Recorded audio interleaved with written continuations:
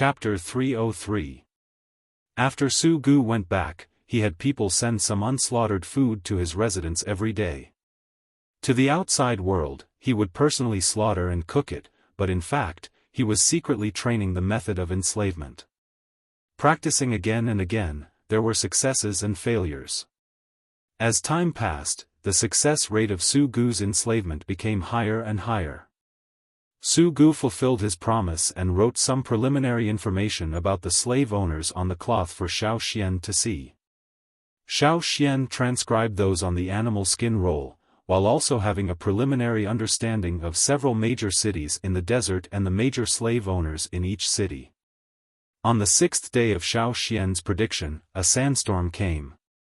Before this, there were no signs at all. Su Gu stood on the high platform of the palace, looking at the turbid sandstorm in the distance that was quickly approaching. His heart was even more afraid of the tribal shaman. It was always easy to be afraid of the unknown and ununderstood things. In particular, such a profession was extremely rare in the city of many slave owners. The sandstorm swept the entire city in an instant. In the sandstorm, large particles of sand were close to the surface, washing everything near the ground. People standing in the sandstorm would suffer a needle-like attack. Even some creatures covered with scales were unwilling to bear such pain.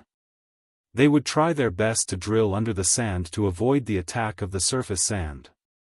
The lighter dust was rolled higher by the wind, covering the sky and the sun. The Yanjiao trio, who had long been prepared, stayed in the house, closed the doors and windows, and listened to the sound outside. Outside the house, the camel, Mud, stood in the wind in the sandstorm, a tuft of hair on its head flying with the wind. They were a species that had long adapted to life in the desert. Even in this kind of sandstorm, they were not scared. Some of them could even walk freely in such a sandstorm. When they heard the roar of the beasts outside, Xiaofan's trio rushed out with their equipment. Some of the beasts in the sandstorm had crossed the outer city wall and broke through the outer defense into the city. The people from the other tribes did not come out unless they saw the sandstorm beasts rushing to their doorsteps. However, the three from Yanjiao were different.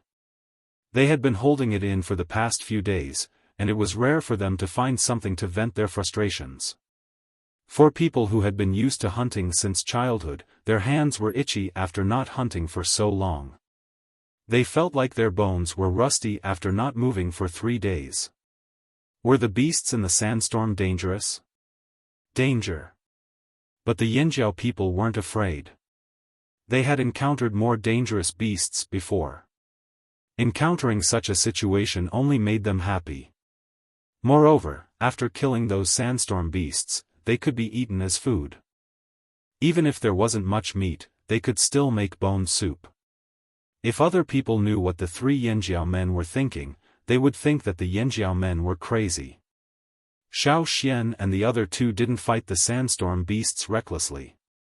They cooperated with each other to deal with the beasts, just like how they cooperated to hunt in the forest. Low visibility? It was fine as long as his hearing was normal. He could still make out the sounds of the sandstorm beasts moving about in the sandstorm. Cha-Cha, who had finally moved here, also caught some as rations.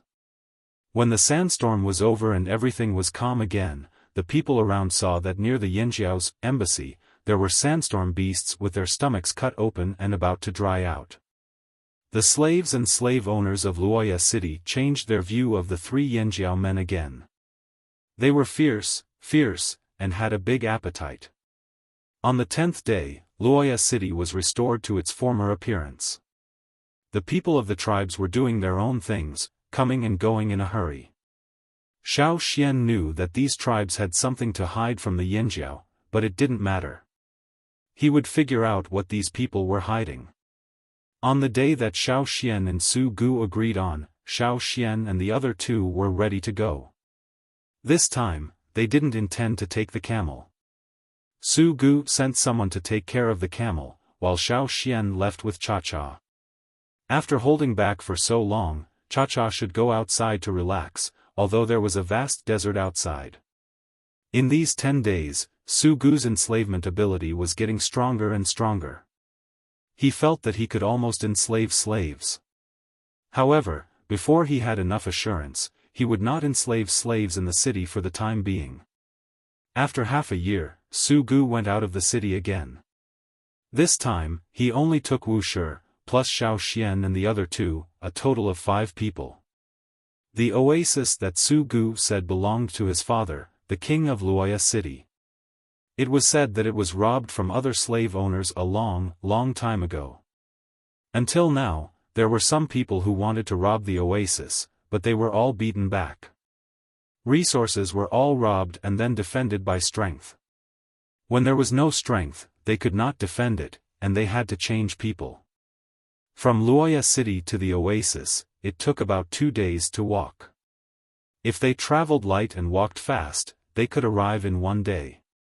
This time, they did not bring much luggage. Xiaofan and the others' strength was also there. They did not find it too difficult to hurry through the desert.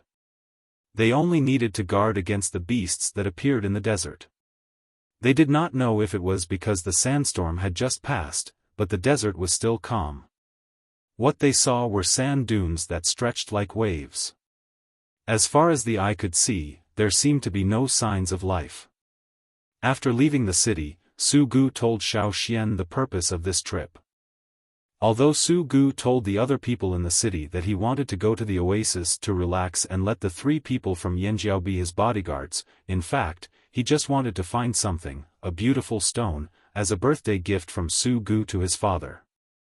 Luoya City King Su Luan's birthday was coming soon. Su Gu decided that this time, he would brush his presents in front of his father so that he could ask for more resources. There were many slaves in the city who had not yet recognized their masters. They were all prepared by the Luoya City King to reward other slave owners. Because Su Gu did not have the ability to enslave, the Luoya City King did not send him any unrecognized slaves. This time, Su Gu decided to seize the opportunity to pick one. Slaves also had advantages and disadvantages. A stone? What kind of stone? Xiaofan was curious. What kind of stone would it be that Su Gu was so concerned about it, and even sent it as a birthday gift for the Luoya City King? Su Gu's eyes were full of yearning. He had found the stone before, but at that time, he was not strong enough and did not intend to take it out. Now, in order to seize the opportunity, he decided to find the hidden stone again. It's so beautiful that it's unbelievable. It's the most beautiful thing in the world. Su Gu's eyes looked into the distance, as if recalling the intoxicated feeling when he first saw the stone. Before arriving at the oasis, under Su Gu's strong request, Xiaofan signed a treaty with him, swearing by the Yanjiao totem that he would not covet the stone. Of course, Xiaofan also got a lot of benefits from Su Gu. For the people of Yanjiao, even if it was the jade of the Mang tribe, the attraction was limited. In Lei and Tuo's mind, the stone was best used as a weapon. It was purely for ornamental purposes. What was the use? Could it hunt? Therefore, for what Su Gu said, Lei and Tuo did not care at all. Xiaofan was even more curious. What did the stone look like that it could make this knowledgeable slave owner, who had enjoyed a luxurious life since childhood, so fascinated? Finally, when they were about to reach their destination, Su Gu stopped. Xiaofan looked around. There were no mountains here, only tall sand dunes. The water of the oasis in the distance seemed to come from the ground. The place where Su Gu hid the stone was not in the oasis, but in a place outside the oasis. Looking at the high sand dunes and the surroundings, Su Gu judged the position and then rushed to somewhere between 2 high sand dunes, where he began to dig. Xiaofan's 3 people and Wuxia also came to help. Too much time had passed, and there were some changes here. It was quite difficult to dig things out. Fortunately, Su Gu's memory was good, and he also roughly judged the place where he buried the stone. After digging for a long time, they finally dug a wooden box buried in the ground. All of you, turn around and look around." Su Gu panted, his eyes showing his vigilance. "I can't take a look?" Xiaoxian asked. Su Gu tangled for a moment, but then he remembered that Xiaoxian had signed a treaty with him. He also swore by the tribe's valued totem. Then he thought about the help Xiaoxian gave him. Su Gu was silent. This was the tacit agreement that Xiaoxian could take a look.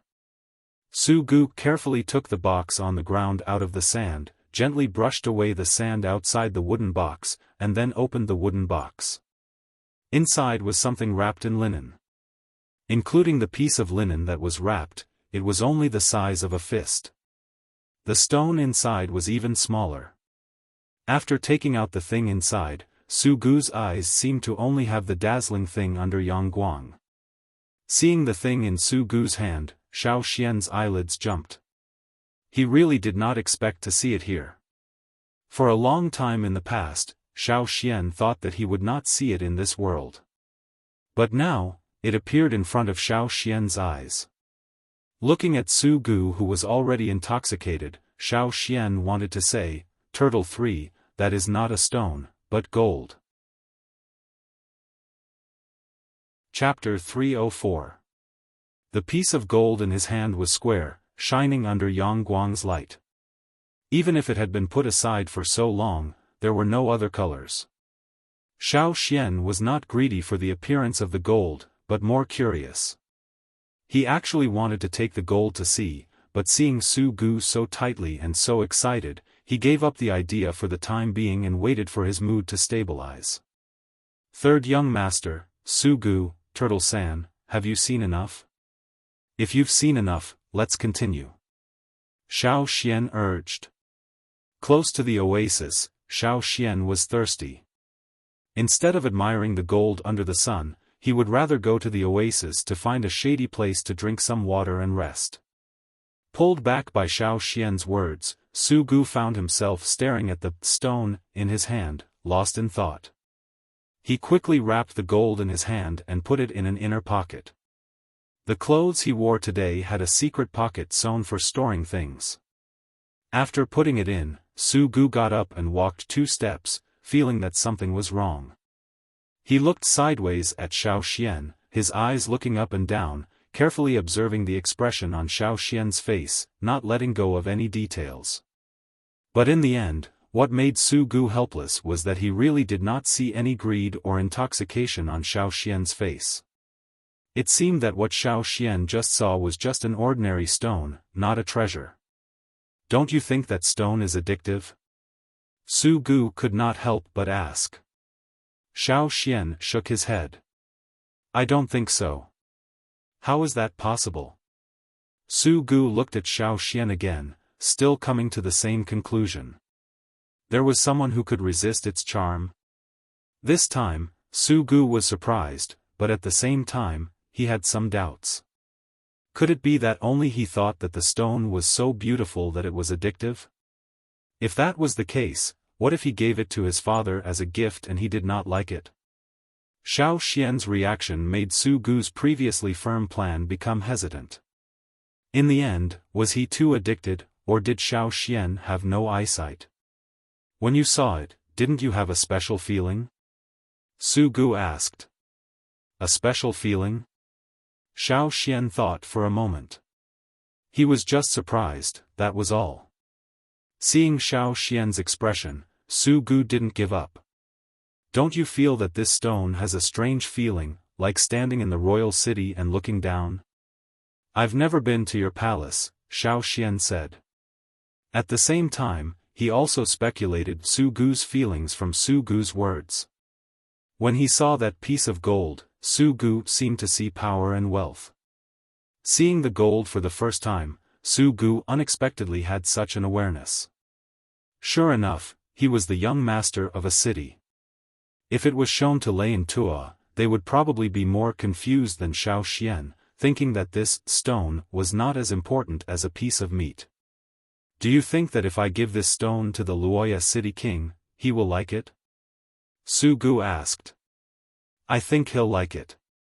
As the king of a city, he naturally had absolute ambition. His pursuit of power and wealth was more than others.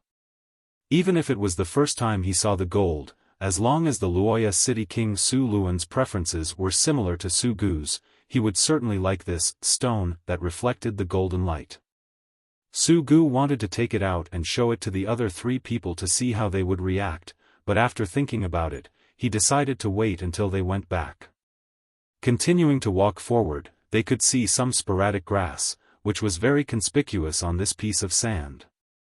After seeing a lot of yellow sand, a bunch of green grass could make people feel infinite vitality. The more they went forward, the more grass was distributed on the ground. There were also some trees that Xiaofan could not name. 10 camels were tied to the trunks, eating the grass. Not far away, some slaves with weapons walked back and forth, vigilantly staring at the desert in the distance to prevent abnormal situations. Xiaofan and the other two followed Su Gu and Wuxia to the oasis. A group of slaves stopped them, and after Su Gu's explanation, Xiaofan and the other two were able to really enter. The oasis was not too big, but the defense force stationed in this oasis was about 1,000 slaves. For this place, it could be said to be heavily guarded. After entering the oasis, Xiaofan found that there was a group of special slaves. There were about 10 of them, and the cloth of each slave was much better than the other slaves. The other slaves were wearing cloth, but most of the time it was tattered.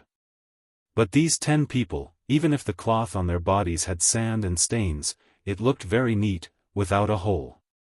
There were also patterns on the cloth of the clothes. In particular, the leaders' clothes were neat. If Su Gu had not said that those were slaves, Xiaofan might have really mistaken that slave for a slave owner. Those are the people around my father. Su Gu explained. Usually, there are not so many people in the oasis. Probably because something happened here some time ago, so they sent people over.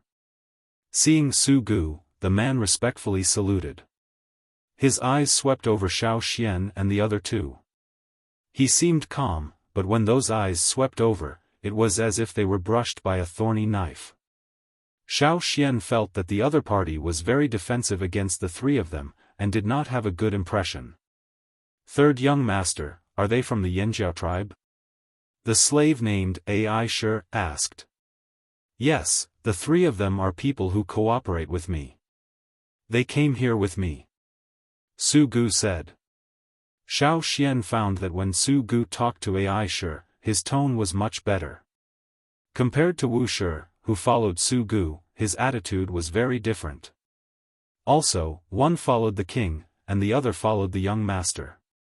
Naturally, their status was different. That's it. I hope the three of you can stay away from the spring. Aisha said. His tone was also stiff, as if there was no room for maneuver. Why? Su Gu asked. Although he knew that the others had to stay away from the spring area, Aisha's words made him feel strange. Was there something that he didn't know about? Aisha did not answer. He just stared at Xiaofan and the other two with caution. All right, let's go to the house over there to rest. Xiaofan did not wait here. He decisively took Lei and Tua to a place for people to rest. It was also the place that Su Gu pointed out to them. After waiting for a while in the sand house, Xiaofan waited for the angry Su Gu. He thought that Su Gu and the slave's conversation was not pleasant. How is it? Xiaofan asked. No, nothing. Su Gu stuttered. Third young master, I think we are now in a cooperative relationship, but there are some things that I still hope you can tell us. Xiaofan said.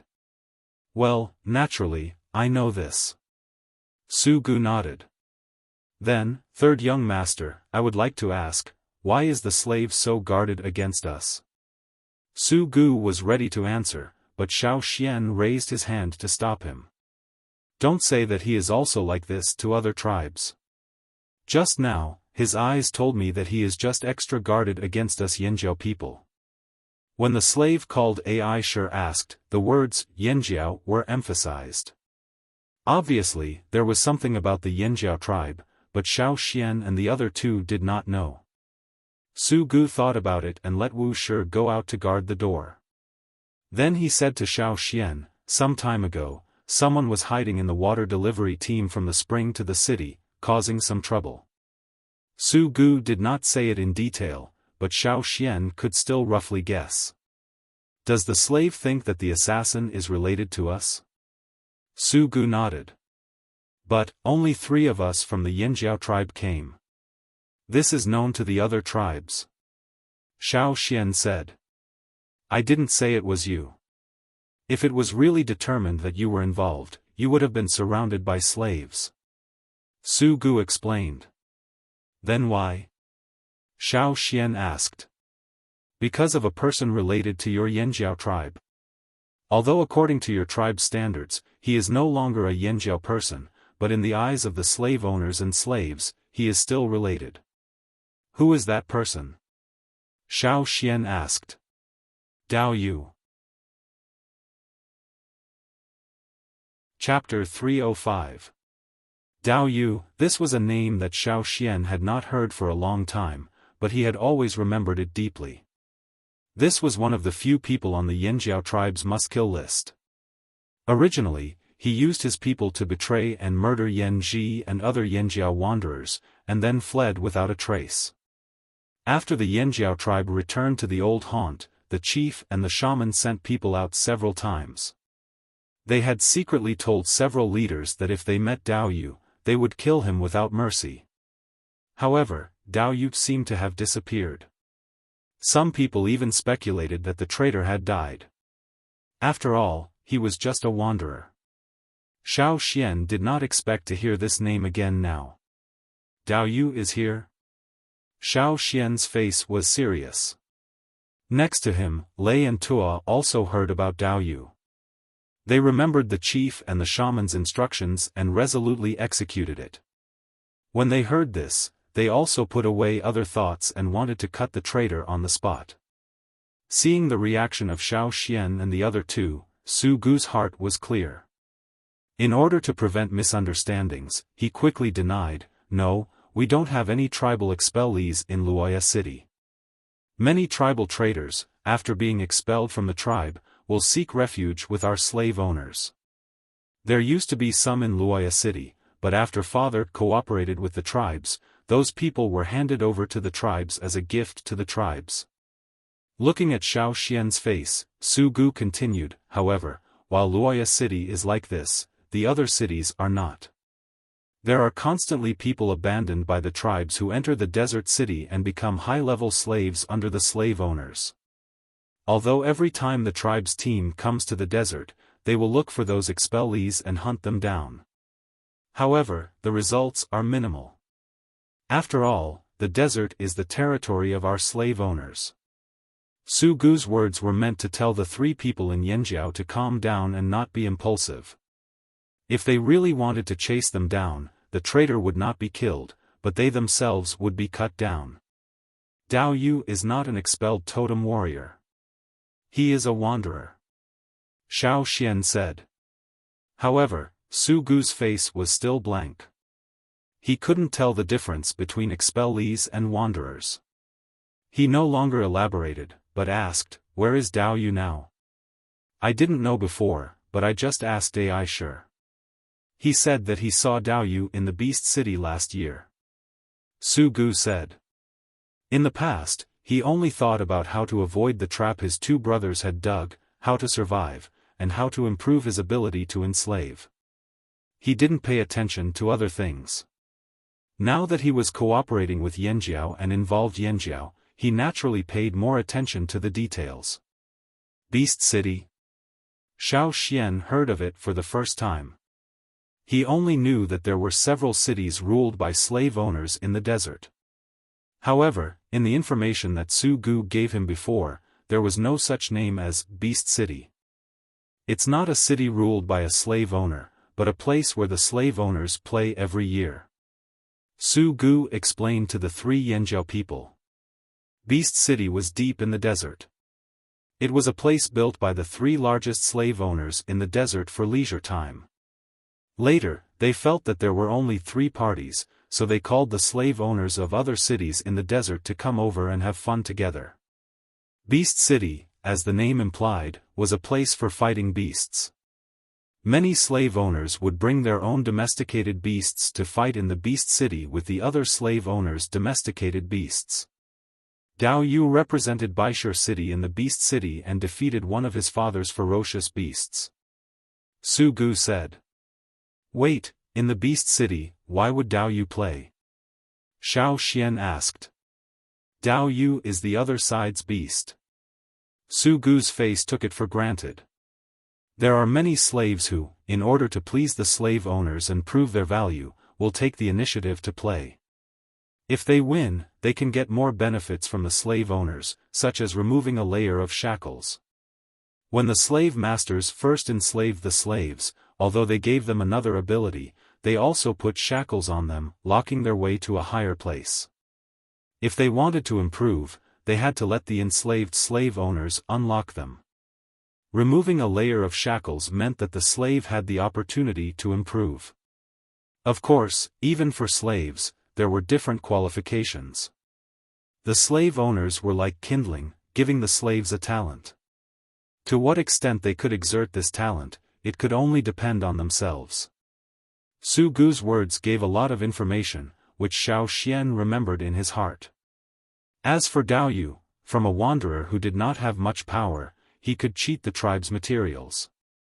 After becoming a slave, he could safely climb to a higher position and gain greater ability. Obviously, he was not a simple character. Even though there may be a reason for the Yanjiao wanderer's talent, at the same time, it could be seen that Dao Yu was cunning, vicious, and had a heart.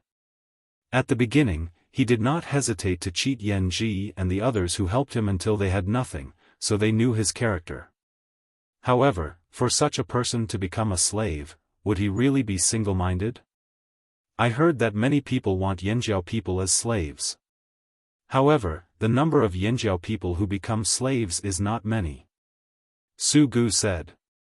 Not many means that in addition to Dao Yu, there are other Yanjiao descendants who choose to be slaves? Xiao Xian frowned. It seems so. Su Gu was not sure. He had not seen it with his own eyes, just heard about it. Seeing the ugly faces of Xiao Xian and the other 2, Su Gu originally wanted to say that he also wanted to be a Yanjiao slave, but he did not say it. The tribe's people seemed to be very repulsive to slaves. Well, it was better not to mention it. Those traitors. Shame. Lei was very angry at the Yanjiao people who became slaves, especially Dao Yu. Not only did he murder the tribe, but he also became a slave. Seeing that Lei could not wait to immediately cut him with a knife, Tuo quickly pulled him back. Although his heart was angry, Tuo understood the situation of the 3 people. According to Su Gu's words, Dao Yu seemed to be a Baishur person, and among the slaves there, his status was not low. If the 3 of them rashly went there, they really would not get a good result. Baishur's relationship with us is not good.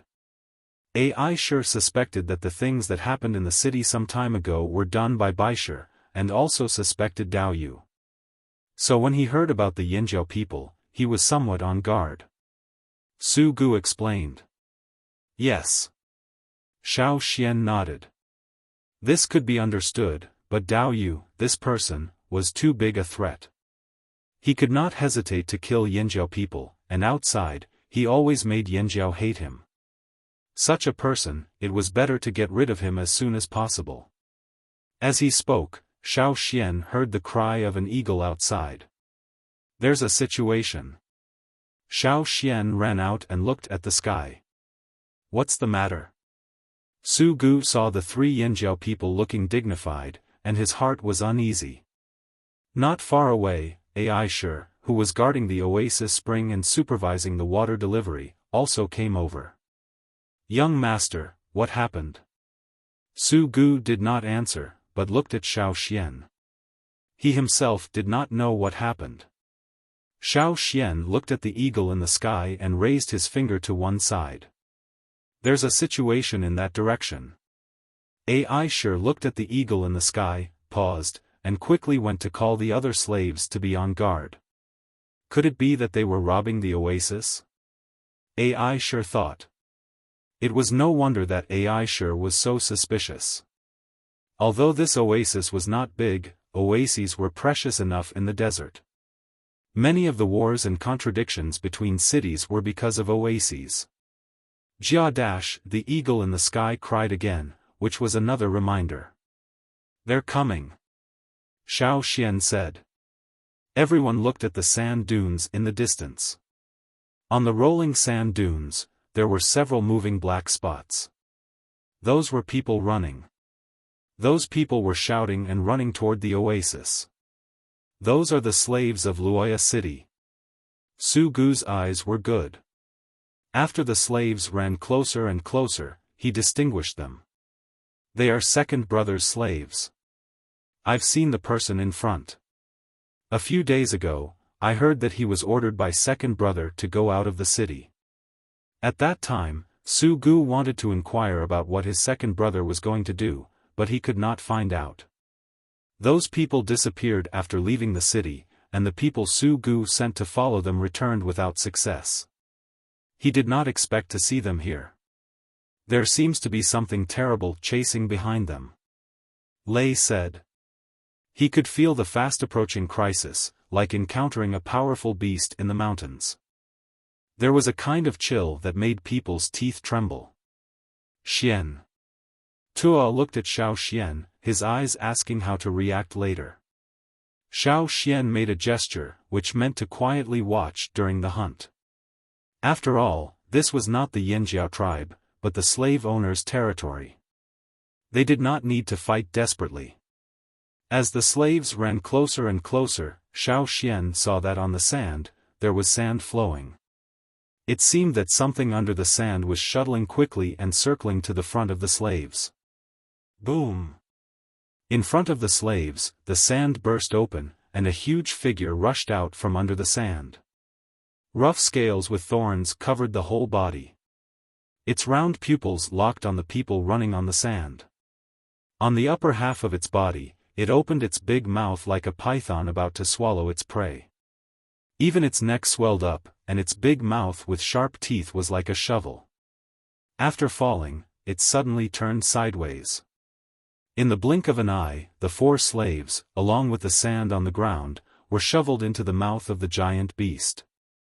Quicksand beast. It's a quicksand beast. On the oasis side, a slave screamed. Quicksand beasts were said to be able to make quicksand, so they were given this name. At the same time, some people called them the king of beasts in the desert, not only because of their huge body and powerful attack power, but also because of their sand-like body. Their skin, blood, bones, and so on were the color of yellow sand. Especially their horns, the color was very similar to gold. The slave owners were very fond of using their skin and bones to make utensils, especially the golden horn. Many big slave owners used it to make crowns. However, in the desert, quicksand beasts were not common. When they appeared, it was only to hunt, and humans were not on its main diet. Therefore, many times, quicksand beasts would not take the initiative to hunt humans. They probably felt that humans were too small, not enough to fill the gaps between their teeth, so they did not want to waste time hunting. Now, this angry quicksand beast had been chasing the slaves. The most likely situation was that the slaves took the initiative to provoke it. I know, second brother wants to hunt the quicksand beast for father as a birthday gift. Su Gu shouted. The second young master of Luoya City sent slaves out to hunt the quicksand beast. Now it seemed that the people sent out not only did not succeed in the hunt, but were also chased by the quicksand beast. Now, it also involved the people of the oasis. Chapter 306. When the quicksand beast shoveled its mouth, the other slaves had already fled to the oasis. As soon as the first slave rushed into the oasis, he was kicked by Aisha until he vomited blood. Unexpectedly, such a beast was attracted to the oasis. Aisha was so angry that his fists were clenched. If they were not the second young master's people, but his own men, he would have already cut them down. "Get ready!" Aisha shouted. The guards of the oasis all stared nervously at the other side. The quicksand beast could be defeated, but every time they won, they would pay a heavy price. Over there, the quicksand beast that had digested a mouthful of food looked in the direction of the oasis. Its golden eyes stared at the people guarding the edge of the oasis. Even if it was hot weather, at this time, it made people feel like they were in an ice field. This was a ferocious creature. Yanjiao and the other two people thought. Staring at the oasis, the quicksand beast did not immediately come over, nor did it pull out the other half of its body buried under the sand. Instead, it slowly shook the half of its body that was exposed to the ground, and its head was still slightly moving up and down. This was not to agree with anything, nor was it counting the number of people, but a signal to attack. "Be careful!" Aisha shouted. Even if he did not understand this creature, Xiao Xian could intuitively judge the next response. Without the slightest hesitation, when the quicksand beast nodded again, he shouted to remind Lei and Tua, "Retreat." Slamming his knees on the ground, Xiao Xian quickly bounced away. At the position where he had just stood, a sand arrow composed of sand shot there, bursting and scattering. The rapidly splashing sand hit the people, like tens of thousands of knives scraping. The slaves who could not avoid it in time could not help but scream. It was the sand ejected from the quicksand beast's mouth. It was the effect of the sand spit out from the shoveled mouth. Xiao Xian did not need to worry about Lei and Tuo's reaction. Xiao Xian still believed in it. On Su Gu's side, there was Wuxia to protect him. He had already retreated, so Xiao Xian did not need to worry. Taking Lei and Tuo to Su Gu's side, Xiao Xian asked, "What are the weaknesses of the quicksand beast?" Weakness? Wuxia did not know. Generally, when we encounter a quicksand beast, we will attack its eyes. This was also the method they often used in encountering other beasts. As for specifically targeting the weakness of the quicksand beast, Wuxia really did not know. Not only Wuxia, but the others also didn't know. Even because of the great slave owner's love and high evaluation of the quicksand beast's skin and bones, the slaves had deified such a beast. They felt that this was the king of beasts in the desert. It had no absolute weakness and could only be fought with manpower and quantity. Xiao Xian and the other two looked at each other and felt helpless. They had to find a way to deal with the quicksand beast. When one did not have the power to resist directly, they had to use their wits. Since it was a battle of wits, of course, he had to take advantage of the prey's weakness. Xiao Xian and the other two watched from the side. After all, this wasn't their territory, so they wouldn't feel bad if it was destroyed. What's more, this was caused by the slave owners and slaves of Luoya City. It had nothing to do with the Yinjiao people. Over there, Aisha had already led people to fight against the quicksand beast that attacked the oasis. The archers wanted to shoot the quicksand beast's eyes, but they were always avoided by the quicksand beast, who had long been prepared. The hard scales and raised bones around the quicksand beast's eyes had a strong protective effect. Its defense was amazing. A series of arrows attacked, but none of them hit its eyes. The arrows were too thin, and the material was only wood and stone. The attack on the quicksand beast was limited. Xiao Xian jumped on the roof of the stone house and looked over there. Many reptiles did not have such hard scales on their abdomens. However, the quicksand beast did not belong to this category. Its slightly lighter abdomen was also covered with a thick layer of defense. Its long and flat body was nearly 20 meters high. Although it was huge, its movements were flexible. It avoided the attacks of the slaves and constantly harvested the lives of the slaves. Half of its body buried under the sand drove the sand on the ground. It looked like it was in the water, and the sand was lifted up in waves. The thick spear with a harsh sound pierced through the air and pierced the head of the quicksand beast. It did not hit the eyes, but it hit other parts of the head.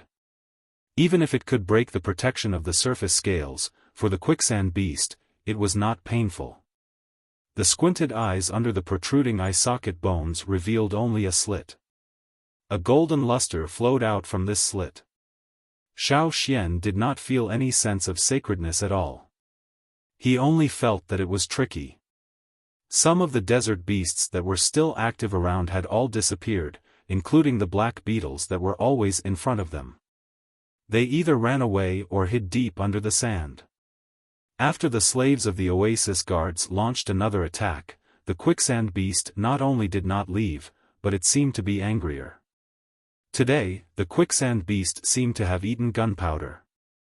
It stared at the people of the oasis and did not let go. Even if it could not attack for a while, it did not intend to leave. A hair-raising shriek that sounded like a storm blowing through a narrow gap rang out in front of the oasis. The quicksand beast opened its mouth and screamed.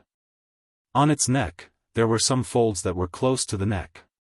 At this moment, these folds were all opened with the quicksand beast's screams. The stretching made the original color of these folds a little lighter. The hard scales on the folds, under Yang Guang's gaze, exuded a golden luster. It was like a king lifting his cloak, dazzling people's eyes. Especially the golden horn on its head, it seemed to break through all obstacles, sharp and fierce. "It's really beautiful," Su Gu exclaimed next to him. Hearing Su Gu's exclamation, the blue veins on Xiaofan's forehead bulged. At this time, he still made such an exclamation. Was his brain filled with sand or was he stupid? Yinjiao's 3 people had not seen this fierce beast yet, but they were already alert. This was their intuition and experience of hunting fierce beasts for so many years. When they saw the quicksand beast rushing out, they had already raised their vigilance to the highest level. If they encountered such a fierce beast in the mountains, they would not fight, but leave immediately. Lei and Tua looked at the battle situation on the edge of the oasis and felt that something was wrong. The quicksand beast seemed to have gone mad. Its body had begun to be injured, and some of the scales on its skin were broken by intensive attacks. It even bled, but it did not retreat at all. Looking at the slaves who had just escaped, the two could not help but think, did those people take the initiative to provoke and make this quicksand beast go mad? Or was the quicksand beast irritable, just like a beast? Xiaofan did not think about the reason why the quicksand beast was so crazy. Wuxia and Xiaofan said that the quicksand beast was known as the king of all beasts in the desert and had no absolute weakness. However, Xiaofan still wanted to observe it. In his mind, the totem's flame weakened and faded, and the egg-shaped shell had lit up. In Xiaofan's vision, the dazzling Yangguang, the sand beast, and the land all turned dark. In Xiaofan's vision, the quicksand beast with a golden luster was now only wrapped in a layer of dense scales. It had to be said that the quicksand beast's defense was almost invulnerable. Its eyes had shrunk into a slit, leaving the slaves with extremely limited opportunities to attack. The rest of the body was covered in hard scales. Even the wrinkles on the neck were covered in fine and dense scales. If it were not for the slave's compact and intensive attacks that made it afraid, he was afraid that it would have directly broken through. Chapter 307. Under his special vision, Xiaofan could even see through the sand and see the scaly legs and long tail of the quicksand beast under the sand. Once, this ability could not penetrate some obstacles, but with the improvement of his ability, Xiaofan could gradually see through some obstacles. When he was in the tribe, in the house of the 2 thieves, Xiaofan used this ability to see what was buried under the soil. However, the depth of penetration was limited. The deeper he went underground, the more blurred Xiaofan could see. Therefore, even if he could see the other part of the quicksand beast under the sand, he could not see it clearly. In the past, when hunting, if he encountered strange or unfamiliar beasts, Xiaofan would also use this method. It was just that when he hunted before, he did not have so much leisure time to observe and study the habits of the beasts, their fighting habits, and the flaws that were easy to appear in battle. As long as there was enough time, Xiaofan could observe them. Xiaofan's line of sight moved to the quicksand beast that was fighting with the slaves on the edge of the oasis and constantly dodging their attacks. In such a short time, another 5 people were swallowed by the quicksand beast. For the time being, Xiaofan could not see the weaknesses of the quicksand beast's body structure through its almost perfect defense. At least for now, it seemed that he could only break its outer scales through continuous attacks and then cause damage to it. Suddenly, Xiaofan's eyes narrowed. He found that the powerful legs of the quicksand beast buried under the sand were bending. "Get out of the way, it's going to jump over," Xiaofan shouted. Xiaofan's voice just fell. At the edge of the oasis, where the quicksand beast was, countless grains of sand were lifted. The huge body of the quicksand beast jumped out of the sand, and the whole body was completely pulled out of the sand. The sand and dust rushed up like a reverse waterfall, but after reaching a high point, it flowed down. When it jumped into the air, the quicksand beast's long tail was still swinging vigorously, making adjustments. The quicksand beast lost its patience and did not intend to continue to fight with those people there. It jumped out of the battle circle, but it did not retreat. Instead, it directly jumped over the nearly 5-meter-high wall made of wood and stone on the periphery of the oasis, smashing into the oasis and began to wantonly destroy. Xiaofan reminded him quickly. Lei and Tuo, as well as Wuxia with Su Gu, once again avoided it. Xiaofan originally intended to retreat, but he saw a gap in the quicksand beast. The gap existed below the side of the quicksand beast's neck, under the cloak-like folds on its neck. Moreover, the gap did not always exist, but when the quicksand beast roared, it would open. When the quicksand beast stopped roaring, the gap would disappear, like a closed door. Jumping into the oasis, the quicksand beast vigorously swung its long tail. Its powerful front claws and hind legs were also constantly stepping forward. Its hard body, like an armored vehicle, directly knocked down a sandstone house and collapsed it. Dust and sand flew in all directions, as if a sandstorm had appeared. At the same time, the creator of the sandstorm was still moving around freely in the oasis. Wherever it went, it brought the sandstorm and destruction with it. The slaves' attacks became hasty and disorderly, and even some slaves in the crisis accidentally hurt their companions. Aisha shouted. However, the slaves who were originally stationed in the oasis did not have a tacit understanding with the people brought by Aisha. For a time, the oasis was chaotic. Wuxia took Su Gu out of the oasis and observed the battle over there. The house where Xiaofan had just stood had been swept down by the quicksand beast's tail. Looking for an opportunity, Xiaofan rushed to a tree, whistled, made a few gestures in the air, and then immediately jumped away. He kept dodging, avoiding the main attack range of the quicksand beast, but not far away. "What does Xian want to do?" Lei asked Tuo next to him. He wanted to rush over with his knife, but was stopped by Tuo. "I don't know what he plans to do, but since Xian did not let us go, it's better to wait first," Tuo said. While the slaves in the oasis were fighting with the quicksand beast, a shadow flew quickly in the sky and scratched the back of the quicksand beast with its claws. The eagle's claws collided with the scales on the back of the quicksand beast, making a creaking sound that made people tremble. Like metal cutting. The scales on the back were the hardest part of the quicksand beast's body. However, Chacha's claws were not easy to bear. It left a deep mark on the back of the quicksand beast. Although there was no blood, if one looked carefully, the skin and flesh were already broken.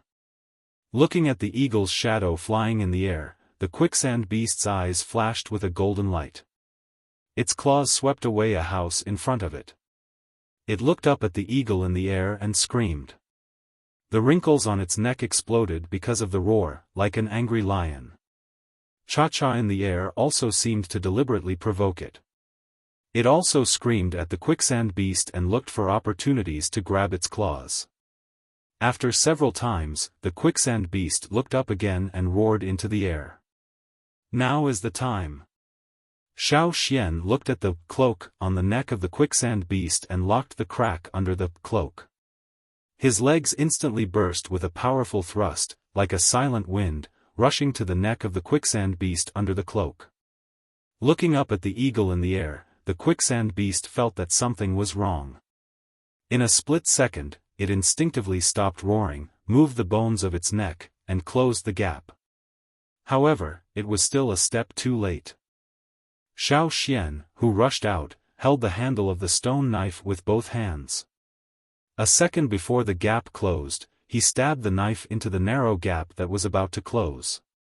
In other people's eyes, that crack was not distinguishable because it was the same color as the other places. It was covered in scales. However, that layer of scales was sparsely distributed. It was only because of the color of the skin and the fact that it was often covered by wrinkles that it was difficult to see. At the moment when the stone knife pierced, Xiaofan only felt that the stone knife in his hand seemed to have pierced into a dense collection of high-quality stones. The resistance was great, and every time it went in, he could hear the sound of the stone knife scraping the bones under the skin. Fortunately, it was only a collection of stones, not a whole slate.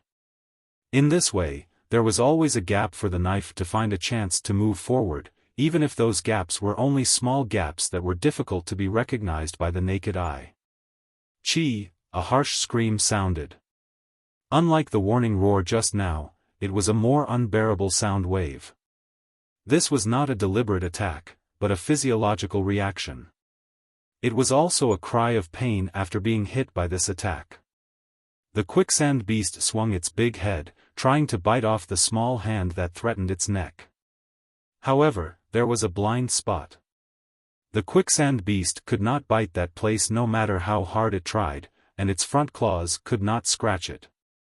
After several failed attempts, the quicksand beast rushed to the remaining stone houses in the oasis. Bang! The remaining stone houses were knocked down one after another. Every time it hit, the quicksand beast deliberately slammed its neck into those stone houses. Xiaofan, who had stabbed the knife into the neck of the quicksand beast, grabbed the handle of the knife with one hand and clasped the scales of the quicksand beast with the other to prevent himself from falling. The quicksand beast's self-harming way of slamming into houses did indeed bring a lot of trouble to Xiaofan. His back collided with the stone and soil. Xiaofan could even hear the sound of bones dislocating in his body. Fortunately, his physique was strong and he could temporarily withstand such pressure. Xian. Lei and Tua wanted to help, but they were stopped by Xiaofan. Get out of the way. Don't come over. At this time, Lei and Tua could not help much.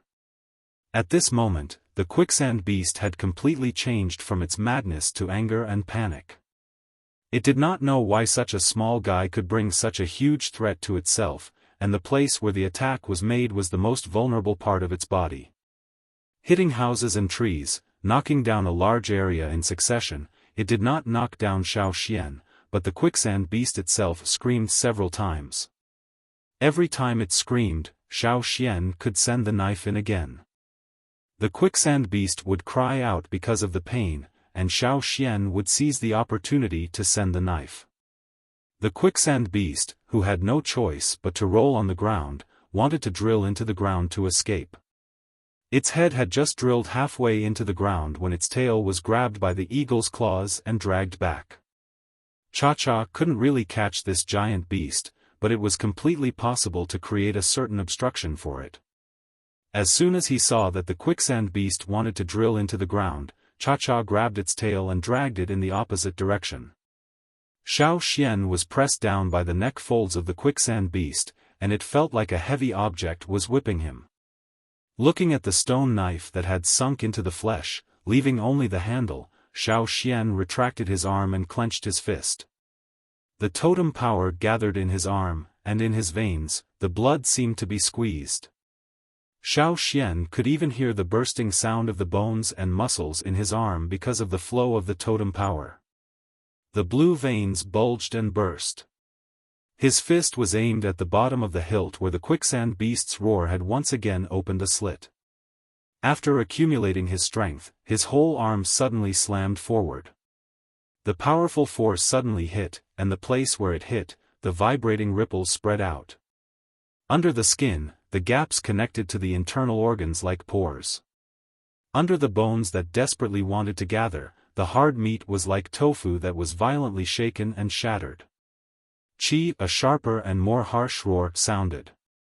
Blood that was almost the same color as the sand dune sprayed out from the mouth of the quicksand beast, and Xiaofan himself was also splashed with blood from the place where he was bombarded. The blood of the quicksand beast was not as hot as its color, but with a chill. It was effective. Xiaofan did not have time to rest. Once again, he punched the place where he had just bombarded.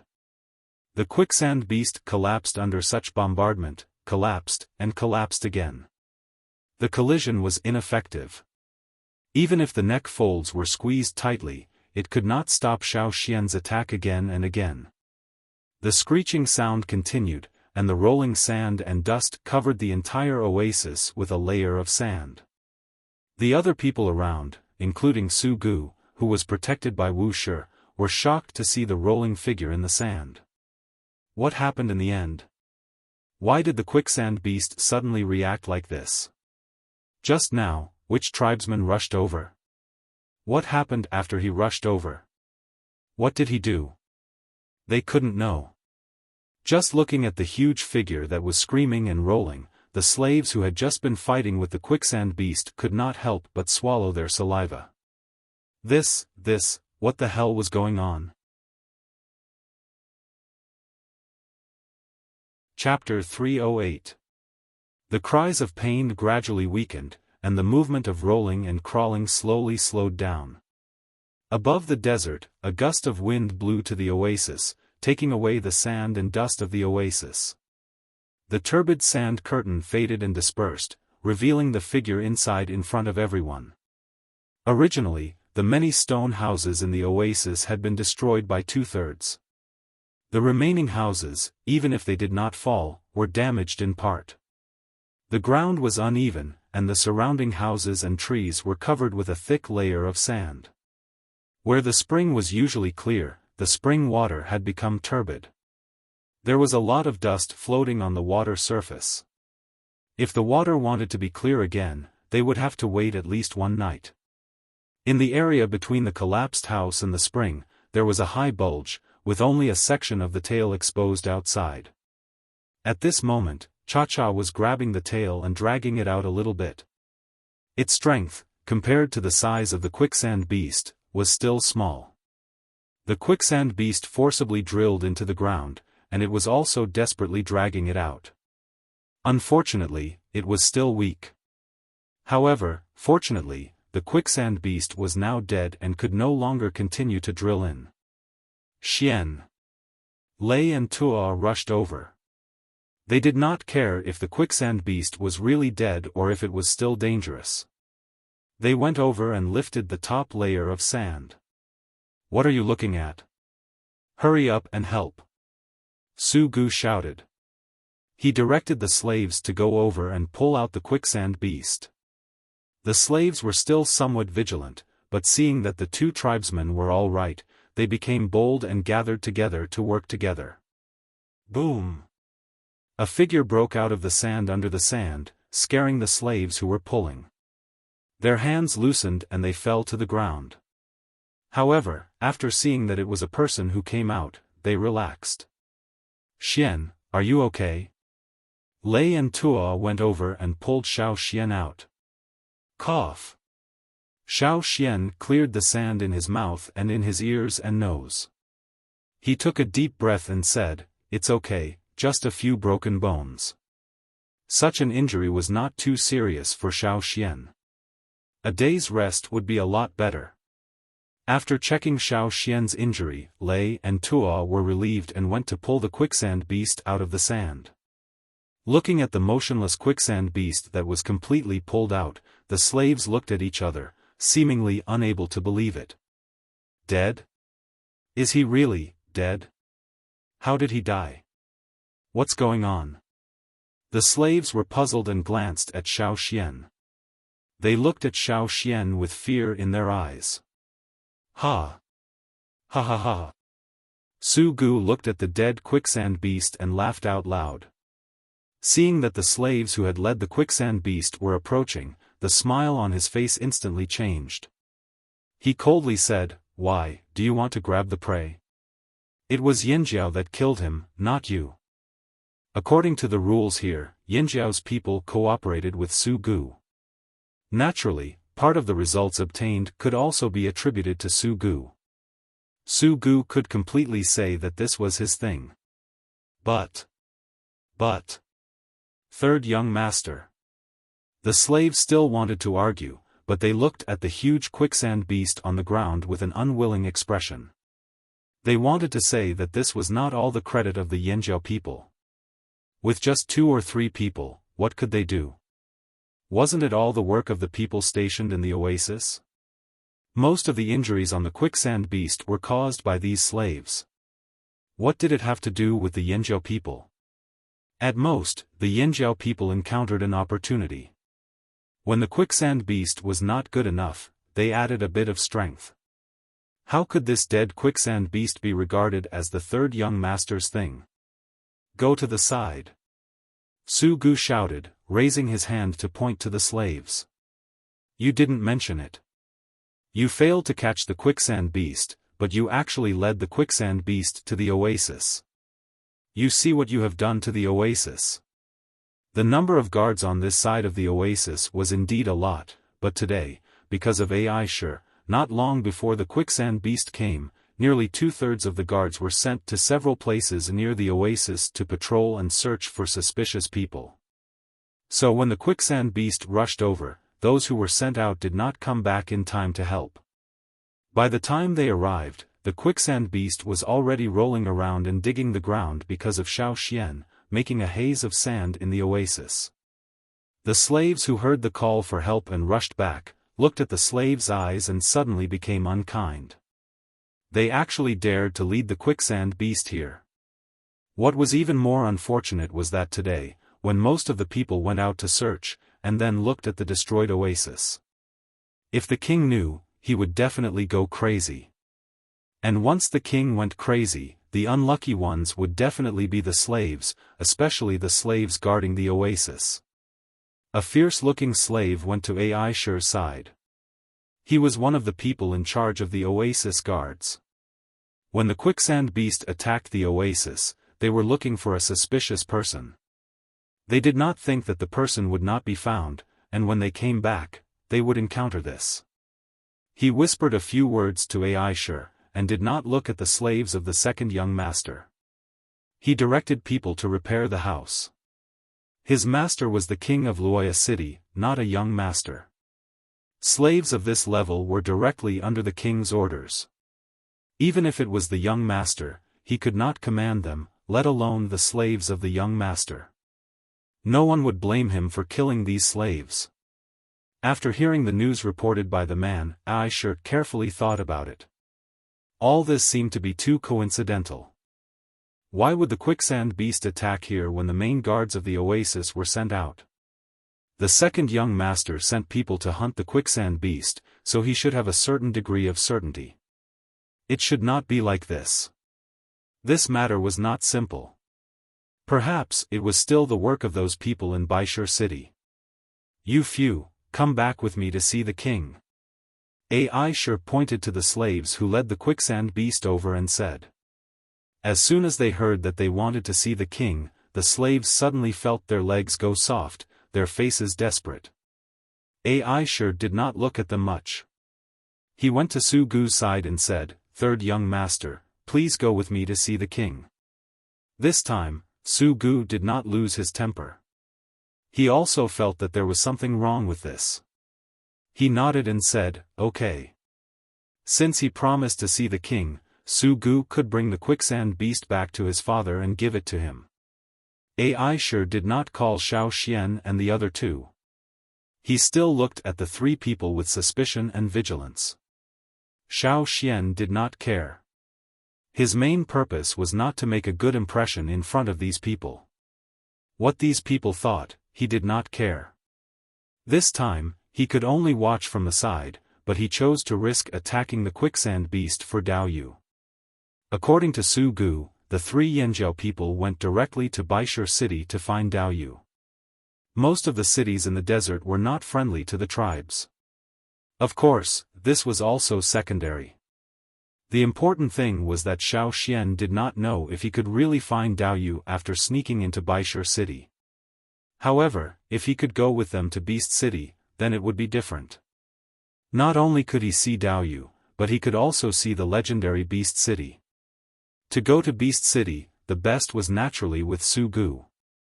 If Su Gu could make a good impression in front of the Luoya City King, then he would naturally have the opportunity to go to Beast City. In the past, there were tribes who used similar methods to go there. On the day when Aisha and the others returned to Luoya City, many people saw the quicksand beast being dragged into the city on a cart. Before separating from Su Gu's group, Xiaoxian whispered a few words to Su Gu. Su Gu, who was originally angry because of other people's suspicious eyes, heard those words and his eyes lit up. He said to Xiaoxian, "Good. If it is successful, I will definitely help you find Dao Yu." Chapter 309. What kind of person was the king of Luoya City? Xiaoxian had not seen him since he came to Luoya City. He rarely learned more from other people. What he knew was what everyone knew. Before Xiaoxian separated from Su Gu, what he said to him was actually the weakness of the quicksand beast. The Yanjiao people lived in the ferocious Beast Mountain Forest, which Su Gu knew. He also felt that the reason why Xiaoxian could say the weakness of the quicksand beast was probably because he often came into contact with the beast. As for Xiaoxian, he did not have much doubt. Even if he did, he would not ask. The two sides were in a cooperative relationship, so as long as it was beneficial to everyone, it was fine. As for other secrets, what harm was there in not mentioning it? Su Gu intended to give the quicksand beast as one of his birthday gifts to the Luoya City King, plus the stone that Su Gu liked very much. In Su Gu's view, it was already a very good gift. However, in order to get more chips, Xiaoxian told Su Gu about the weakness of the quicksand beast. This could also be sent as one of his birthday gifts, even more important than the quicksand beast. After all, the cost of killing a quicksand beast was too high. Knowing the weakness and then hunting it was different. The slave owners of Luoya City already knew how to lure out a quicksand beast, and Xiaoxian's information could undoubtedly reduce the consumption to a large extent.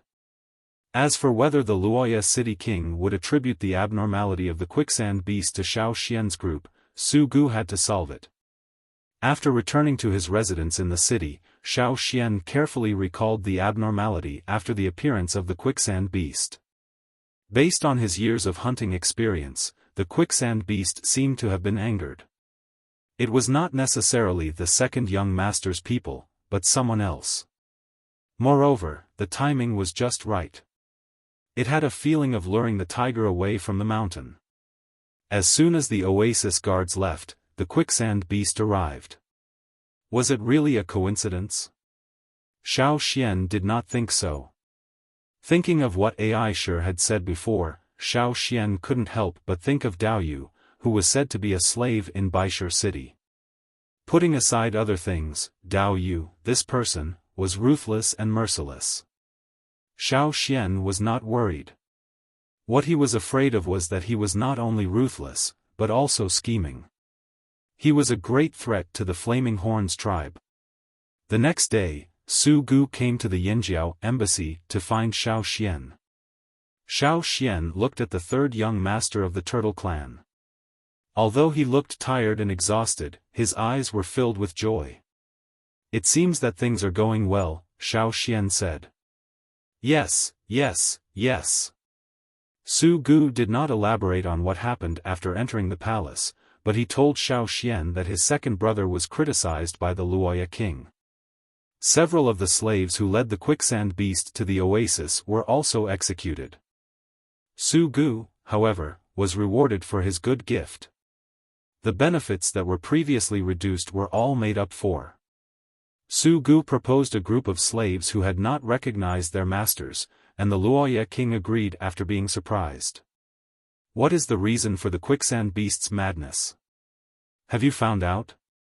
Xiaofan asked. I heard from the oasis guards who tracked the suspicious characters that it may be the Baishur people who did it. I just don't know how they made the quicksand beast crazy. When Su Li's slaves were trapping and hunting the quicksand beast, they were also interfered with. They failed and suffered heavy losses. However, my father said that a failure is a failure, and there is no excuse. So, he let Su Lu reflect this time. Is it related to Dao Yu? Xiaofan asked. I don't know. Su Gu told the truth. His own manpower was limited, and he could not inquire more. However, what you said about the weakness of the quicksand beast made my father very happy. If we didn't know the weakness of the quicksand beast, we would have to worry about the Baishur people bringing more crazy quicksand beasts to cause trouble. But now that we know, my father hopes that there will be a few more, so that we can kill more. My father wants to use the quicksand beast to make clothes and new crowns. Speaking of this, Su Gu's smile widened. My father agreed to let me follow. I grew up so big, but I followed when I was very young. Because he did not have his own slaves, Su Gu had been excluded from the big events. In the annual Beast City gathering in the desert, the eldest young master Su Ka and the second young master Su Lu took turns to follow. Now, Su Gu got such an opportunity. I also said your things. When the time comes, you will go with me. Su Gu said. This was indeed good news for Xiaofan. Have you picked the slaves? Xiaofan asked. My father allowed me to pick 20. This batch of slaves has been picked. He said to wait for the next batch of slaves to come, and then let me continue to pick. Su Gu excitedly said. The enslavement is complete? Xiaofan asked. When it came to enslavement, Su Gu's excited look was slightly restrained. I enslaved 3, but only succeeded in 1. If the enslavement failed, they would die. Xiaofan knew that, so he did not ask about the other 2 slaves. Su Gu's face was full of ridicule. He didn't know if it was self-deprecating or ridiculing others. You don't know that when I went to pick the slaves, those slaves seemed to see death. It seemed that the people I picked would die. When Su Ka appeared, those people seemed to see hope. Bang! With a tisk, one could tell that the third young master was very dissatisfied with the slaves' reactions, and the reality was also a blow to him. Although 1 out of 3 succeeded, compared to the 90% success rate of the others, he was really not good enough. I'll practice again. Su Gu began to spontaneously mobilize the power in his body. The palm of his outstretched hand sprang up with a blue flame. Xiaofan looked at Su Gu, who had already entered the state of training. He did not disturb him, but observed the flame that appeared again in his mind. That was Su Gu's flame. The boundary between red and blue in the flame was very clear. The 2 flames gathered together and intertwined with each other. When Su Gu was training the enslavement, the blue flame in the flame was unusually active. Su Gu could get benefits from Xiaofan, and Xiaofan could also get benefits. The most direct reaction was that there were more blue flames in the totem flame belonging to Yanjiao. After half a day, at the end of the practice, Su Gu felt that his enslavement power was more skillful. He believed that when he went back to enslavement today, it would be smoother, and he could successfully enslave more people. After the ability is locked, the slave's promotion is limited? Xiaofan asked. Basically, that's the case. Su Gu said. Is there an exception? It is said that there are some, but very few. Those who can break through the shackles must be very terrible. Su Gu said. After Su Gu left, Xiaofan mobilized the totem power in his body. The dark flame-like lines had passed 2/3 of the forearm, closer to the wrist. Before leaving the tribe, the totem lines on Xiaofan's arm showed that there were not so many. However, after experiencing the Rain tribe and here, the totem lines went one step further. For Yanjiao's totem warriors, the display of the totem lines was the most direct proof of their strength. The totem lines on the arm over the elbow belonged to the intermediate totem warriors. The closer it was to the wrist, the closer it was to the senior totem warriors. Xian, there are changes in the other tribes. Tuo came in and said. Xiaofan and the other two in the city also always paid attention to the movements of the other tribes. Some time ago, these tribes led teams out of the city from time to time. It was said that they went to the desert to gain experience and came back a few days later. This time, it seemed that the movement was bigger. Those people are leaving one after another. Lei told Xiaofan about his discovery today. Yesterday, the people in the city came back and were packing up. I also saw someone rushing to make new stone tools. I thought it was time for the long journey and we have to go back, but in fact, it is not the case. Today, the Tianshan tribe and the Thousand Masks tribe left the city. The other tribes also seem to be preparing to leave. I heard that the Hui tribe will go out of the city in 2 days, but not to go back. They are going to the desert. Xian, where do you think they are going? If they wanted to end the long journey and return to the tribe, they should inform the people in Yanjiao. Where were these people going in the end? What happened in the desert recently? Xiaofan thought about it and only thought of one thing, Beast City. It was the annual carnival of the slave owners. All the big slave owners who were willing to participate would take people to the Beast City. The rest of the tribe might want to take this opportunity to do something, which might be related to the things that those people were hiding. Xiaofan thought about it in his heart and said to Lane Tua, no matter how the other tribes are arranged, we have to prepare. After the Luoya City King's birthday, we have to set off for Beast City. Chapter 310. The birthday of Luoya City's big slave owner, Luoya City King Su Luan, was very lively. On that day, Xiaofan did not go out of the house, because it would be more troublesome if he went out. On this day, the whole city celebrated. Even if they could not laugh, they had to laugh. Even if they could not celebrate, they had to bite the bullet to celebrate. The other slave owners in the city would be carried around the city, scattering things. Sometimes it was shell money, and sometimes it was other things, such as food. This was a gift from the king. The slaves who encountered these situations would gratefully kneel on the ground. Looking around, there was a large group of people kneeling. Xiaofan did not want to stand out from the crowd. In the past few days, people in the tribal area left the city one after another. It seemed that the previous departure was really just training. This time, Xiaofan could feel the dignified atmosphere from them. When they first came over, those young and frivolous warriors had now become a lot calmer, with more murderous aura in their behavior. Before they left, they did not say anything to the 3 people from Yanjiao. They only let Xiaofan and the other 2 wait in the city. When they all came back, it was time to leave and return to the tribe. However, these people did not know that Xiaofan and the other 2 would follow Su Gu to Beast City. The 2 moons in the sky were getting closer and closer, beginning to change into a full moon. The desert at night had a layer of silver-white light.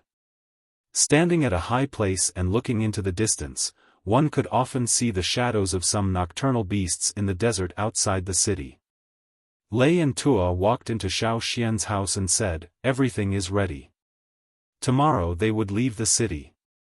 Tonight, they had to get everything ready and leave at any time tomorrow. These 3 cloth clothes were sent by Su Gu's people today. You each take one. Xiaofan pointed to the 3 long cloth coats next to him, still in the style of a hood. This was what Xiaofan asked Su Gu to find someone to make. The color of the cloth was dark and very low-key. However, the material was not the kind worn by the slaves, but Su Gu's stock. Lei and Tua were seeing such clothes for the first time and felt very novel. By the way, Xian, what about that camel? Lei asked. If the camel was left in the city, Su Gu could find someone to help look after it, but it was not safe. Who knew when someone would come out and slaughter the camel? Especially Su Gu's second brother, who now looked at the eyes of the 3 people in Yanjiao, was not very good. It's going with us, Xiaofan said, then added, it chose to go with us. Speaking of this, Xiaofan also felt that it was funny. During the day, he had asked Mud whether it would leave with them or stay here. Mud took a few steps forward, which meant that it was telling Xiaofan that it chose to leave with him. The next day. Early in the morning, the loud and clear sound of the bone horn resounded throughout the city. The city, which was usually quiet at this time, was now filled with the sounds of people running. Other than the human voices, there were also the roars of beasts. This morning was destined not to be quiet. When the sun came out, Xiaofan and the other 2 took the camel and left with the people sent by Su Gu. Outside, some slaves in leather armor had lined up and stood on the main road in the city. These people were different from the ordinary slaves in the city. They were all used to guard the army. A strange-looking beast was led out by the senior slaves. It opened its bloody mouth and roared at the others around it, as if it was going to rush over and bite them. Bang bang bang, heavy footsteps sounded at the end of the road. A beast nearly 8 meters high came over. It looked a bit like a lizard, with a thick layer of cuticle covering its body with stripes. After a few steps, it would reveal a forked tongue. Such a beast served as a sedan bearer, carrying the king of Wuxia city on its back. Behind the giant beast, there were several slave owners who followed. They were riding their own domesticated beasts, but their size was much smaller than the king's. Su Gu rode on a beast that looked like a hyena. He waved to Xiaofan and the other 2, motioning them to follow. Next to him, there were 3 camels, prepared for Xiaofan and the other 2. Xiaofan was leading one, while Lei and Tua turned over and rode on the other 2 camels. In the traveling team, the slaves were all on foot. Only the slave owners could ride their beasts. Xiaofan and the other 2 were special. They were not slaves, nor did they belong to the slave owners. However, they did not have to run like the slaves, so Su Gu got 3 camels. Xiaofan turned over and rode the camel. He felt the attention of a line of sight. He looked sideways and saw a young man with a calm face. The man looked similar to Xiaofan, but at this moment, the cold light in his eyes crossed the surrounding crowd and fell straight on Xiaofan. Su Lu, the second young master of Wuxia city? Also, because of the oasis, the second young master put all his resentment on Xiaofan and the other 2. Originally, he should have followed the Wuxia city king to the beast city, but because of Su Gu's treasure, plus the oasis, he was ordered to defend the city with the eldest young master Su Ka. Naturally, his heart was not happy. Xiaofan asked Su Gu, after the Wuxia city king left with the team, would the young masters in the city take the opportunity to seize the throne? Su Gu's answer was, they did not dare. In addition to most of the slaves in the city belonging to the king, there was also the factor of strength. They were afraid of the Wuxia city king Su Luan. Before they had enough strength, they would not dare to usurp the throne. Xiaofan took back his line of sight and looked at Su Gu in front of him. Su Gu successfully enslaved 14 slaves. This time, he brought them with him, probably to observe these people. In addition to Wuxia, who was still with him, Su Gu brought a total of 15 slaves this time. A guard next to him had a ferocious face when facing the other slaves on the street. But when he turned around and looked at Su Gu, the aloof expression on his face suddenly converged. He trotted over and handed over a plate of fruit. The compliments were skillfully spoken out with a flattering smile on his face. If it was before, Su Gu would not receive such treatment. Even if the slaves remained respectful to Su Gu, they would not be so courteous. Now, it was different. Su Gu, the third young master, was able to successfully enslave and have his own slaves. He was also taken by the king to the beast city, so the other people's attitudes were naturally different. Su Gu casually picked a fruit and looked at the city gate in front of him. He exhaled a long breath and stabilized his excited mood. After the king's team left the city, Su Lu could no longer suppress his inner anger. He went back and smashed all the things in the house. However, the people in the city did not care so much. At least, Su Gu and Xiao Xian's mood was very good. Beast City was a little far from Luoya City. Speaking of Beast City, it was a relatively special place in the desert. Because although it was a desert, the weather was different from other places in the desert.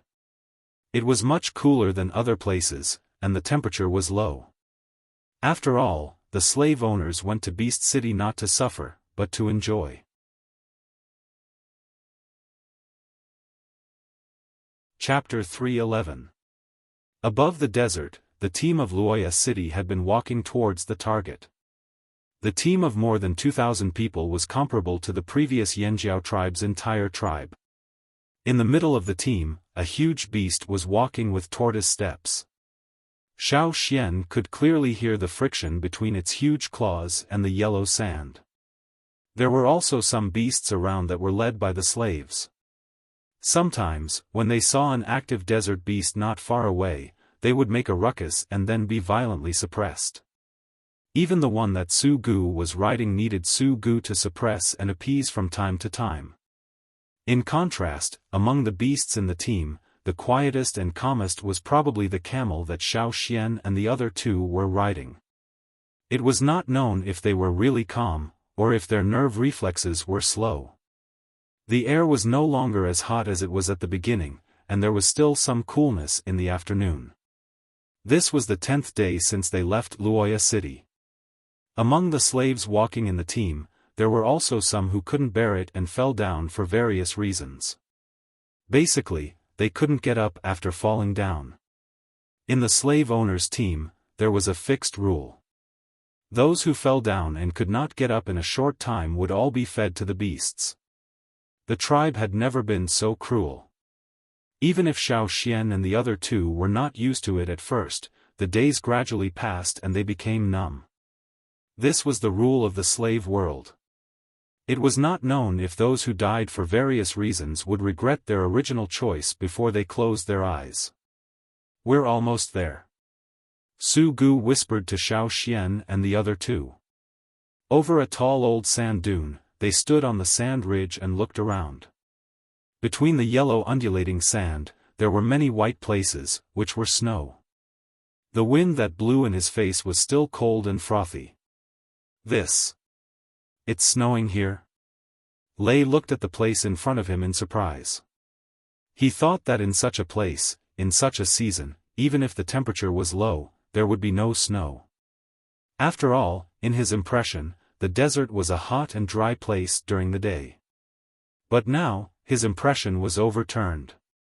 "What about the city? I only see the desert." Tuo looked into the distance. Apart from the snowy desert, he saw nothing else. The beast city is still some distance from here, but it already belongs to the scope of the beast-fighting desert.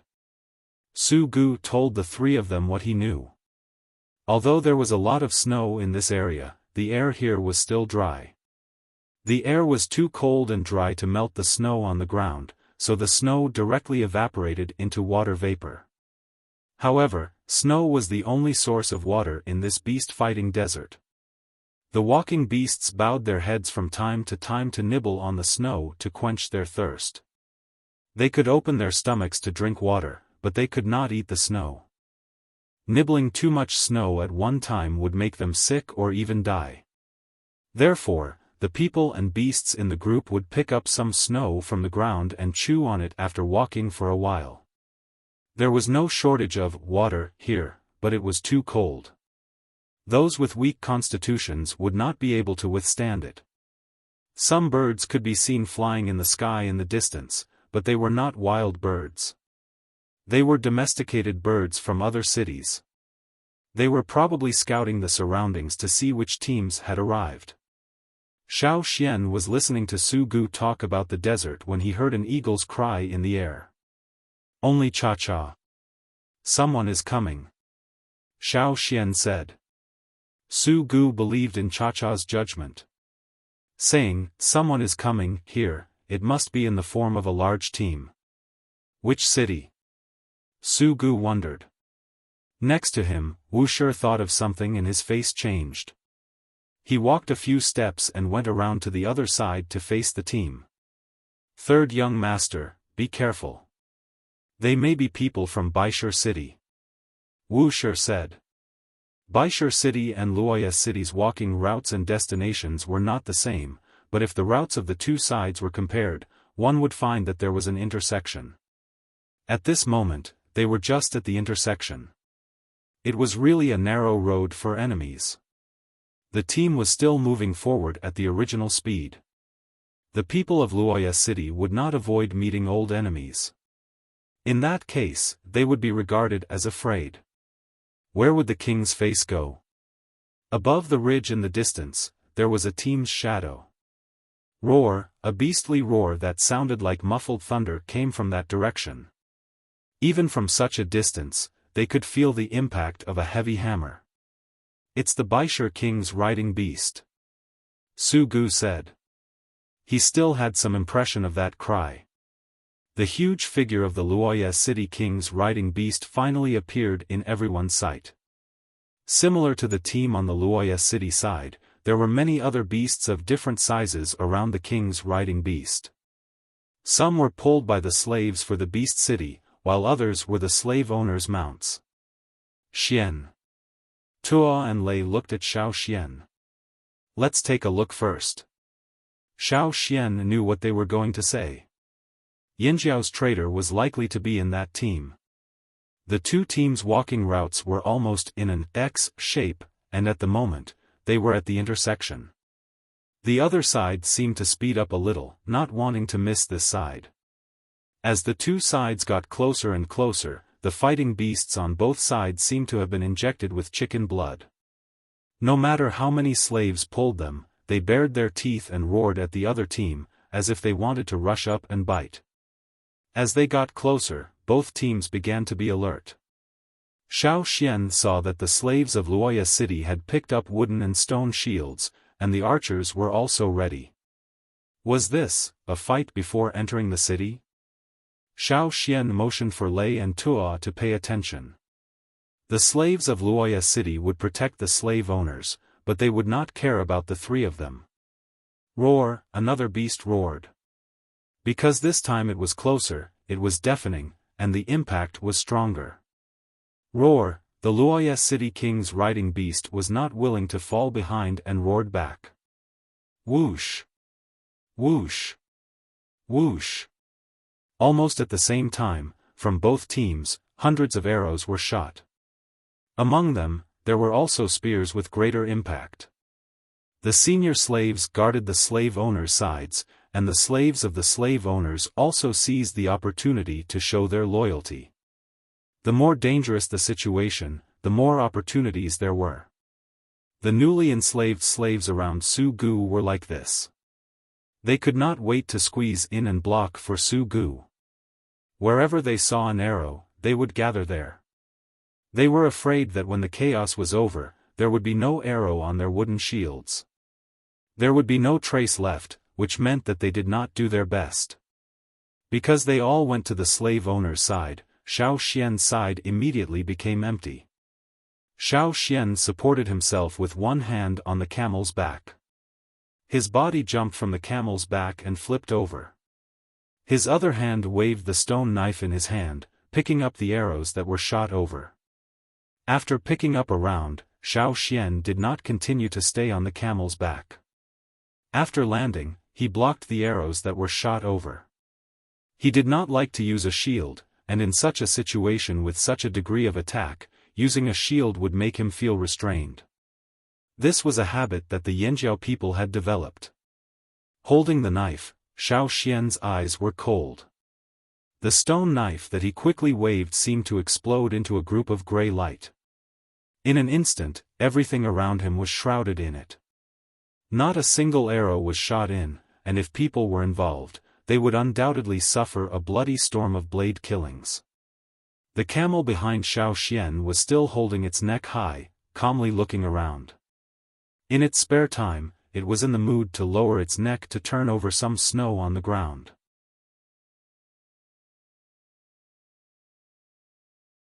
Chapter 3:12.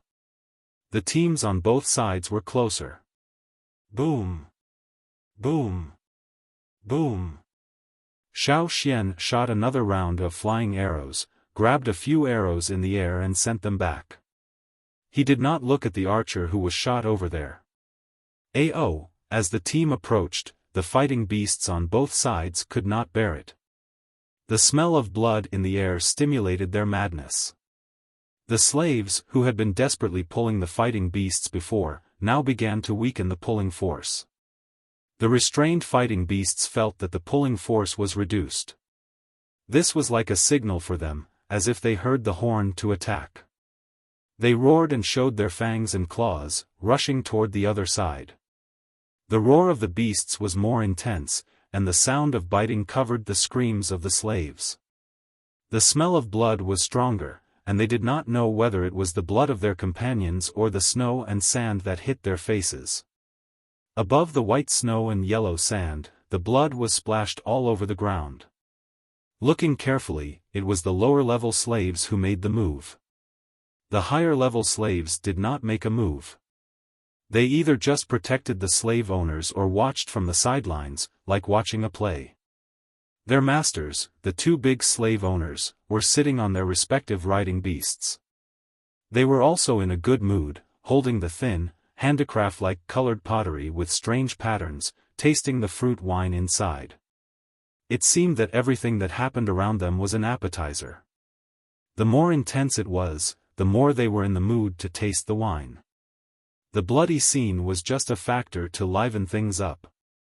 On the side of Baishur city, a fighting beast that had been released shook the mane on the side of its neck, raised its front paws, and attacked with a condescending oppressive momentum. In its blood-stained mouth, two sword-like fangs bit toward a slave in the team of Wuxia city.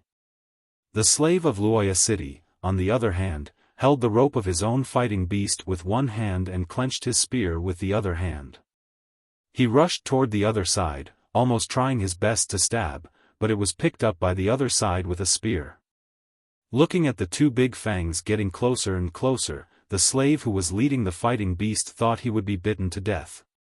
But the next moment, he found that the Baishur side jumped up and attacked with an oppressive momentum. The shadow swept down from the air and stepped on the head of the beast's paw on the ground. Its big mouth did not bite anyone, but it shoveled a mouthful of sand and snow. The slave who was about to be bitten to death was directly knocked away.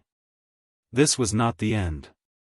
Without waiting for the fighting beast to have any other reaction, it was lifted up by the whole thing, along with the 5 slaves who were holding it. Cha-Cha had been observing from the sky. After observing for a while, he felt an itch in his claws. Taking advantage of the fact that the arrows and spears on both sides were almost used up, he quickly rushed over and clawed at them. The weight of the fighting beast did not exceed Cha-Cha's maximum bearing range. Although there were still 5 people, Cha-Cha did not intend to carry them all the time. After catching the beast, he threw both the people and the beast towards the Wuxia city king's riding beast. He threw them towards the huge riding beast's mouth. The confrontation between the two teams did not target the kings of the two sides, and no other attackers attacked the mounts of the kings. This seemed to be a tacit understanding. The contest between the kings would be held in the Beast City, not in this desolate place where no one could witness it. At the moment, even if the huge riding beast was itching to watch the battle over there, it could only vent a few roars and could not bite the people and beasts of the other side. However, the Luoya City King's riding beast did not expect that the eagle could bring him such benefits. The king's riding beasts on both sides would not easily join the battle circle, but for the prey that was sent to their mouths, how could they not bite? A moment ago, the fighting beast wanted to bite the slaves to death, but in the next moment, it became the food of this bigger riding beast. Because of Cha-Cha's disturbance, the several fighting beasts on the Baishur side obviously had some scruples. When attacking, they were distracted and looked at the sky, but this also led to their attack not being concentrated. Several fighting beasts on the Luoya City side scratched and bitten more wounds. One of them was bitten on the neck, and a lot of blood splashed out. It seemed that they could not hold on to the Beast City. Even if they could not fight in their best state and would be disposed of. The outer battle between the two sides continued, and the teams did not stop. The kings on both sides were still in the mood to open the curtains and smile and greet each other from dozens of meters away. Xiaofan once again picked up the arrows that were shot over. After a few arrows were thrown back, he looked at the other side and saw the people standing on the king's riding beast. The White Stone City's riding beast was a ferocious beast that Xiaofan had never seen before. Its body was not covered with ordinary scales, but more like pieces of stone. It had a thick and short tail with a large round ball. When it swung its tail, it was like a heavy hammer hitting the ground, causing snow and sand to fly into the air. On the riding beast, in addition to the king's palanquin, there were 3 people standing. Xiaofan did not think that they were slave owners, but more like slaves guarding the king. And one of them had been staring at Xiaofan's side. Xiaofan looked back. It was a middle-aged man who looked very friendly. Unlike the other slaves who guarded the slave owners, he looked more peaceful. Seeing Xiaofan look over, the other side also smiled at him, like a kind elder. In the eyes of others, it might be a very kind and friendly smile, but Xiaofan felt that this smile was full of killing intent. Dao Yu. Xiaofan had never seen Dao Yu, but at this moment, he was inexplicably sure that this person was the one he was looking for. To be able to stand on a riding beast, his status was not ordinary. The other side glanced at Xiaofan, Lei, and Tua, and then no longer stared at them. Instead, he looked at other places, as if enjoying the scenery here. The riding beasts went in different directions, taking the team forward. The Baishur people almost rubbed the tail of the Luoya team. After the collision, the two teams gradually separated and went away. The place where they had just crossed was only left with a wreckage. Some of the bodies were left there, and some were taken away to be fed to the beasts. Arrows and broken spears were inserted in the blood-stained ground, and it did not take long for a layer of white frost to form. When the team was far away, leaving only a vague shadow, the scavengers in the desert came out from all over the place. Birds, beasts, insects, and so on, all came to enjoy the meal. If another night passed, the broken limbs and wreckage here would be eaten clean. The wind covered the ground with snow, and there was no sign of a battle. Over there, Xiaofan checked the camel to make sure that the mud was not injured before he turned over and rode on it. Lei and Tuo's situation was also good. Lei's camel was only grazed by an arrow and not shot. However, compared to Tuo and Xiaofan, he was still a little worse. What happened? With your ability, you shouldn't have missed this arrow. Tuo asked. Lei rode on the camel and drank water from the kettle. His line of sight was taken back from the direction of the Baishur team. He said to Xiaofan and Tuo, at that time, I felt someone staring at me and felt uncomfortable. Later, I saw him smile at me. I really wanted to break his neck.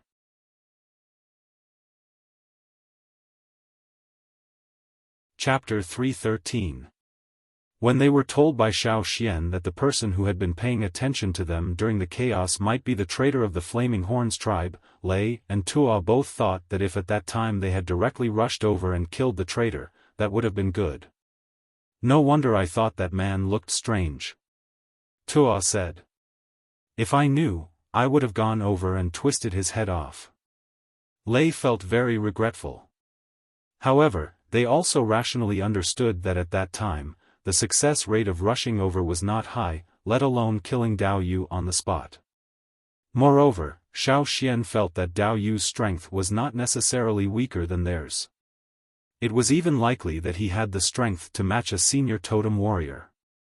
If they really went over, even if it was a one-on-one, who would lose and who would win was not known, not to mention that Dao Yu was surrounded by Baishur people. After careful analysis, Lei and Tuo's heart was quite complicated. A Yanjiao traitor, whose strength was stronger than them, wanted to clean up the family but could not clean it up. How would they face the shaman and the leader when they went back? Xiaofan took the time to look for Aishur to confirm that the man who had been standing on the Baishur city king's riding beast was Dao Yu, and then let Lei and Tuo pay more attention. Unlike the native Yanjiao people, Dao Yu, who could mix with the slave owners and reach the present level as a wanderer, was much more complicated than Lei and the others. If they were not careful, it was likely to repeat the tragedy of Yanji and the others. The more they went forward, the more places were covered with ice and snow. Xiaofan could even feel a sense of oppression. If it was an ordinary person, they might not be able to stand in this place safely. Finally arrived. Su Gu said excitedly. In front of them was Luoya City's base in the beast-fighting desert. Nearly 10 meters high stone walls were built in a circle on the periphery. Inside, stone houses were built. There were also some small sand houses around the stone houses, as well as some simple tents. The stone houses were for the slave owners to live in, while the sand houses and simple tents were for the other slaves who guarded here.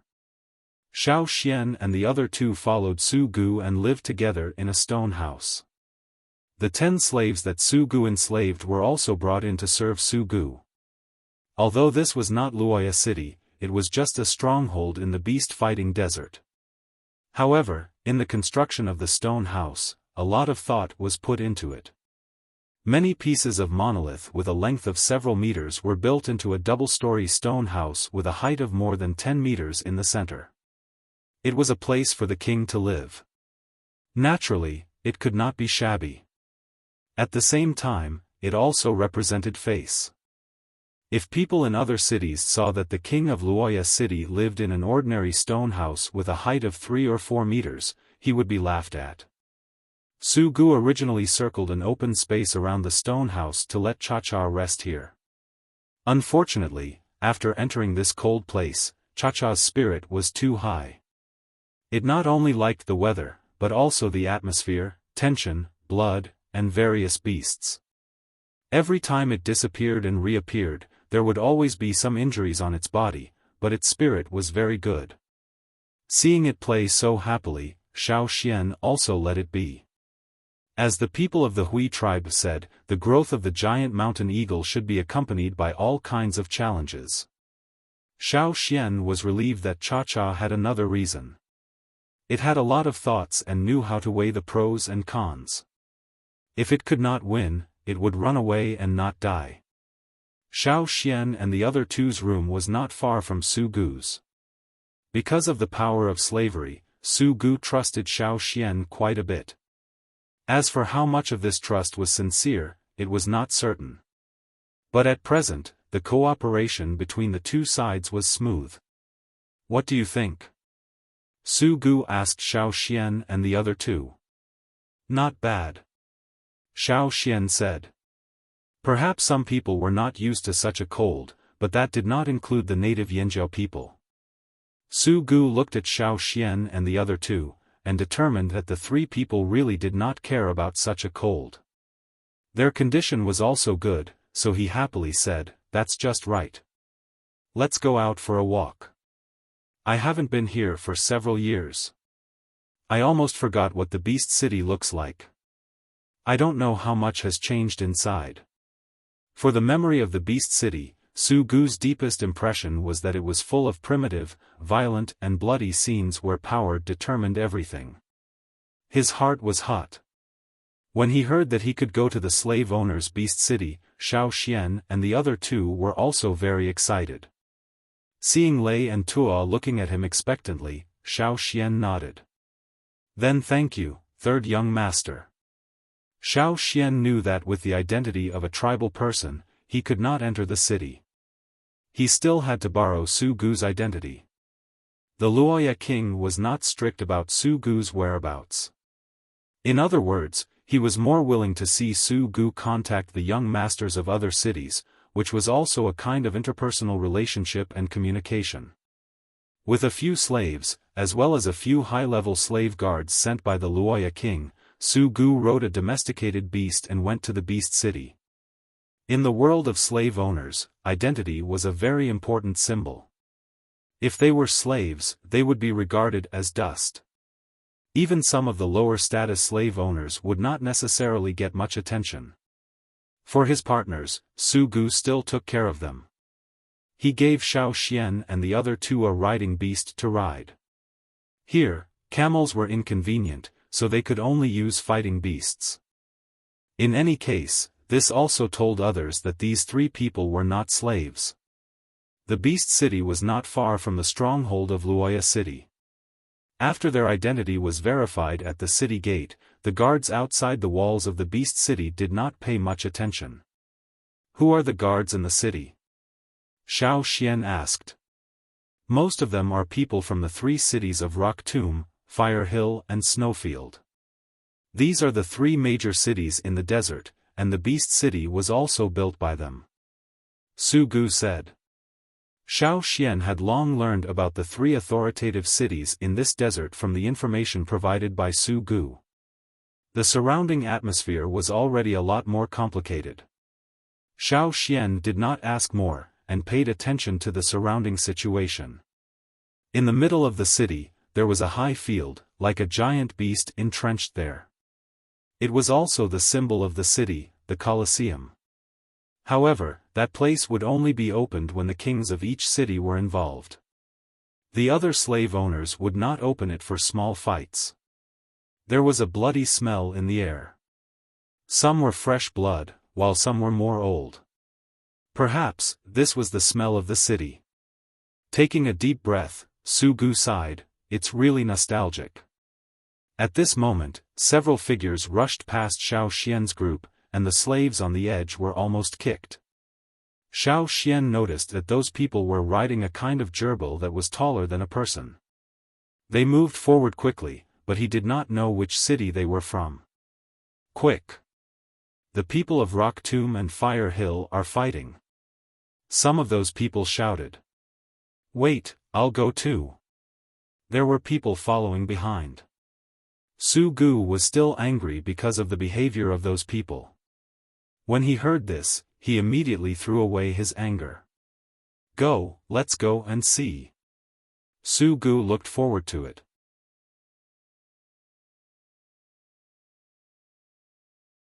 Chapter 314.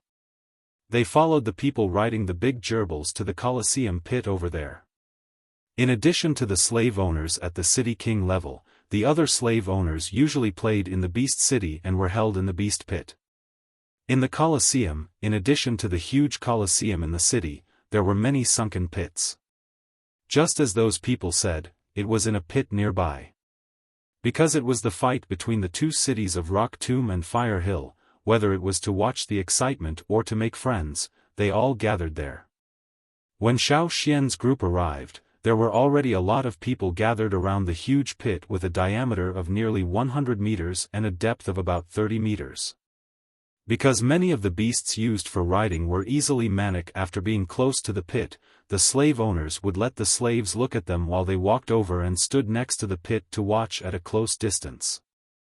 At this time, there was a fierce beast that was nearly 7 meters tall in the pit. Its fur was like yellow sand, and the hair all over its body was like steel needles. It looked like a gorilla, but its head was different. It was bigger and looked strange. It had 3 eyes, and the blood-red eyeballs were turning, looking at the people around the pit. At this moment, the beast had probably just been brought up.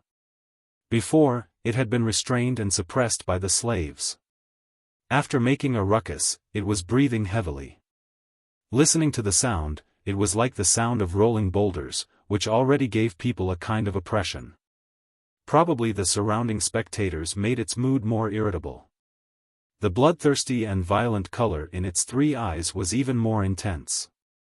Roar, the ferocious beast roared. In order to show its strength, it raised its 2 thick arms and hit the ground. For a time, the originally solid ground in the pit had more than one depression. Seeing this scene, the spectators were even more expectant. Under the attack of this level of fighting beast, could the other side win? After showing off its might, the ferocious beast turned its eyes again and scanned the pit. Then, it fixed its eyes on a human figure. Su Gu, who was standing on the edge of the pit, rubbed his hands, looking like he couldn't wait to start the fight immediately. Thinking of something, Su Gu said a few words to Wuxia next to him, pointing to a place on the edge of the pit. Wuxia nodded and then left with a cloth bag. Xiaofan had just noticed where Su Gu pointed. It was a place to bet. The spectators could also place their bets on the battle of the beasts. Who did you bet on? Xiaofan asked. Su Gu pointed to the pit, the slave that was pressed. The person who was about to engage in a cruel slaughter with the beast in the pit was a slave sent by Rock Tomb City. At this moment, the slave stood there very calmly, without a good weapon in his hand. Once they entered the pit, there was a 50% chance that only one of them would come out alive, and the other would become the stepping stone for the winner. Of course, it was also possible that neither of them would come out alive. It's starting. Someone shouted. Xiaofan looked over. The first to make a move was the ferocious beast that was already on the verge of becoming restless. The ferocious beast went straight to the only creature in the pit other than itself. Its 2 arms full of destructive power mercilessly smashed down. There was no superfluous skill. The attacks of the ferocious beasts were always more direct and fierce. Every blow was the most simple and powerful attack. There was a sudden explosion in the pit, and the splashing dust made people unable to see the situation in the pit. At this time, the people standing outside the pit could clearly feel the tremor of the ground. The slaves standing on the edge of the pit to protect the slave owners saw the attack power of the beast. Their faces did not change much, but their bodies moved closer to the slave owners to protect them, so that they could better and more timely protect people and prevent accidents from happening. Some slave owners also took 2 steps back. There had been an emergency in the pit. The fighting power of the beasts was too strong, and those young slave owners who were easily hot-headed, because they were too invested, stood too close to the edge of the pit. So when the pit walls collapsed because they could not withstand the continuous attacks of the fighting beasts, they fell into it together and were trampled to death by the red-eyed fighting beasts. With the lesson of the past, although there were many crazy young slave owners approaching each time, more people still cared about their lives. The attack of the ferocious beast was very fast and destructive, but everyone knew that it was certainly not a simple character to be able to enter the pit. When in a weak position, it was necessary to rely on one's own physical strength, speed, skills, and so on to deal with the opponent and kill the opponent bit by bit. It was impossible to gain the upper hand in a hard fight. In such a place, once he failed, only death would await him. For the first blow, the slave avoided it. In the smoke that had not yet dissipated, there was a continuous roar again. It was the follow-up attack of the ferocious beast after discovering that the first blow was ineffective. The arms of the ferocious beast hit the surrounding stone walls. A piece of stone embedded in the wall was smashed, and some of the protruding corners were flattened. In the face of such a violent and continuous bombardment, the slave in the pit at this time seemed extremely delicate in comparison. After several attacks were avoided, the ferocious beast in the pit became more irritable and eager. Such a puny human had actually managed to avoid its attack several times. If it could even touch a human, it would be impossible for it to crush a human to death. Boom, there was another explosion. This time, it hit the person, sending him flying and slamming into the wall of the pit. The people around made a hiss sound at the same time, as if the thunder had just hit them. Probably some people were still thinking about how much pain it would be to be hit like this. The slave who suffered a blow quickly entered the battle again, and was not hit again. After a while, the frequency of the ferocious beast's attack began to decline, and the spectators around had begun to become impatient. At this time, the ferocious beast in the pit suddenly made a mournful howl. This made the people who had just complained shocked. In the pit, one of the eyes of the huge ferocious beast was spurting out blood, and its two hind legs angrily stomped on the ground. However, such brute force could not be used on the opponent, because the slave's evasion was too fast. Some people who had already bet, their faces began to change. Some looked dignified, while others, such as Su Gu, were surprised and happy. "We're going to win," Su Gu said. In the pit, the ferocious beast's attack had become disorderly because of the pain and impatience. The slave also knew that his chance had come. He took a deep breath, and his momentum suddenly soared. The dragon-like meridians on his arms bulged, and some lines appeared on his body. Xiaofan observed the slave's slave pattern. The slave pattern was similar to the tribe's totem pattern. In the desert cities, different cities and different factions had their own unique slave patterns, which were made by the slave owners themselves. When he saw the slave pattern, Xiaofan's eyelids jumped. He had seen this slave pattern before, but it was still very early. When he first met Yan Shua, he saw such a pattern. It turned out that those were the people of Rock Tomb City. He just didn't know what role Shi Shu played in it. Looking around, Xiaofan did not find the slave owner. Good, good, good. Kill it. Hey! Kill! Kill! The young slave owners around were in high spirits. They liked to find fun in such a bloody situation. The bloodthirsty atmosphere and the sound of fighting made them all burst into excited shouts. Another mournful howl rang out. The ferocious beast was hit hard again. It felt a strong threat, and the remaining two big lantern-like eyeballs turned from violent to frightened. Bang! Bang! Bang! The sound of the bombardment burst out in the pit one after another. Countless sand and soil were shaken, and even the stones on the pit walls were knocked down.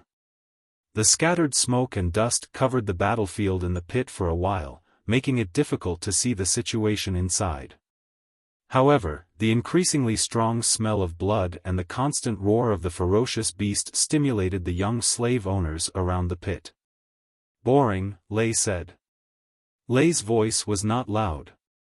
In the excited cheers and roars around him, it could not even lift a wave. When they hunted, it was always a quick battle. They never dragged it out like this. As a frequent hunter, Lei could naturally see that there was a deliberate delay and a performance attack. The excitement of the slave owners in the pit was not something he could adapt to. He enjoyed the fight with the ferocious beast, but not in such a form. However, this was Beast City. The breath of life in the pit was disappearing. The original strong sense of existence slowly weakened until it came to an end. Win, win. Su Gu raised his arms and shouted, his face flushed with excitement. Some of the spectators around the pit were angry, their mouths complaining that they had lost the bet. Some jumped excitedly, like Su Gu, because they had won the bet. Let's go and take our bets. See what we can win by the way. Su Gu excitedly took people to the place where the bet was. There, many slave owners who had won the bet had gathered. Their way of betting was relatively special. Even if they won, after taking back the bet, what they won may not be a good thing. It depended on luck.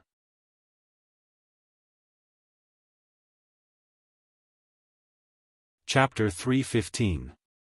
This group of young slave owners' way of betting was relatively unconventional.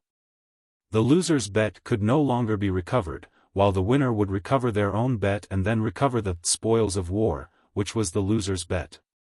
However, it was not the kind of spoils they wanted that could be obtained smoothly. When Xiaofan followed Su Gu, he saw that in the place where the previous bet was placed, there were several rows of wooden boxes of the same size. These boxes contained the things that the people who lost the bet on. The people who won the bet, according to the value of the bet, would then choose from the order of the auction. As for what kind of things they could choose, it was not something they could predict. There were many young slave owners who put some alternative things in their bets. They did not seek wealth. What they pursued was just excitement and fun. I don't know what kind of thing I can choose later. I hope it's more valuable. Su Gu said. He looked at the ranking of his bet. He was ranked 17th, not behind. After recovering his bet, Su Gu stared at the choices of the people in front of him. Although they were not so persistent in their pursuit of wealth, they could choose a more valuable item and be in the limelight, which would be cool. As Su Gu, who had been away from Beast City for so many years, had no fame in the circle of the younger generation of slave owners. He was not a person from the three major cities, so his sense of existence was even lower. If he could pick a good one, he might be able to brush up his sense of existence. The young slave owner of Rock Tomb City, Yan Hui, who had just won the beast battle, was sitting next to him, smiling as he looked at the people who came to pick the spoils of war.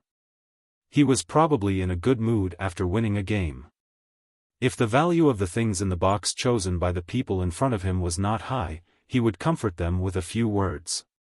The loser of the beast battle, the young slave owner of Fire Hill City, Di Sheng, was sitting on the other side with a cold face, looking unapproachable. These boxes were personally placed by the two, and the others did not know what was in each box. Xiaofan also saw a little slave owner in his early teens pick another box. When he opened it, he could see what was inside. It looked like sand, but in fact, it was the egg of a shrimp that lived in the desert around Red Star City. That kind of prawn had a very short lifespan. They would only hatch and grow when there was plenty of rain. When there was less rain and the spring dried up, they would lay eggs and die, leaving behind some prawn eggs that looked similar to sand. Those shrimp eggs were the wager of a slave owner of Red Star City. If other people had chosen such a trophy, they might not have been happy. But now, the one who picked it was a child in his early teens.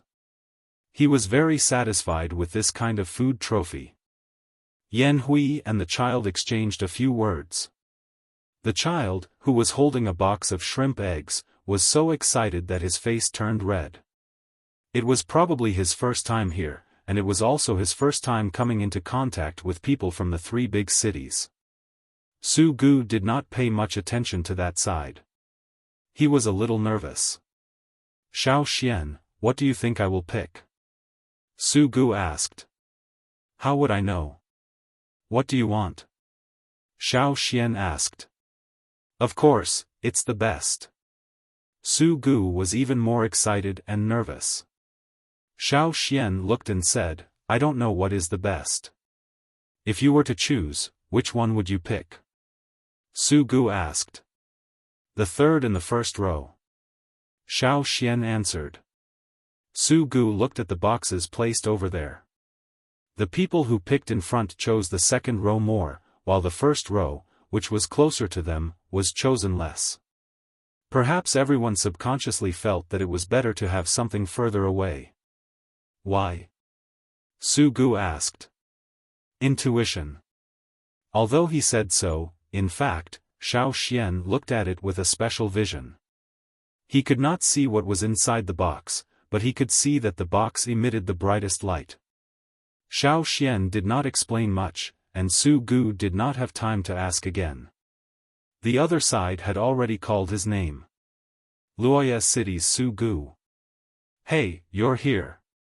Su Gu walked a few steps over.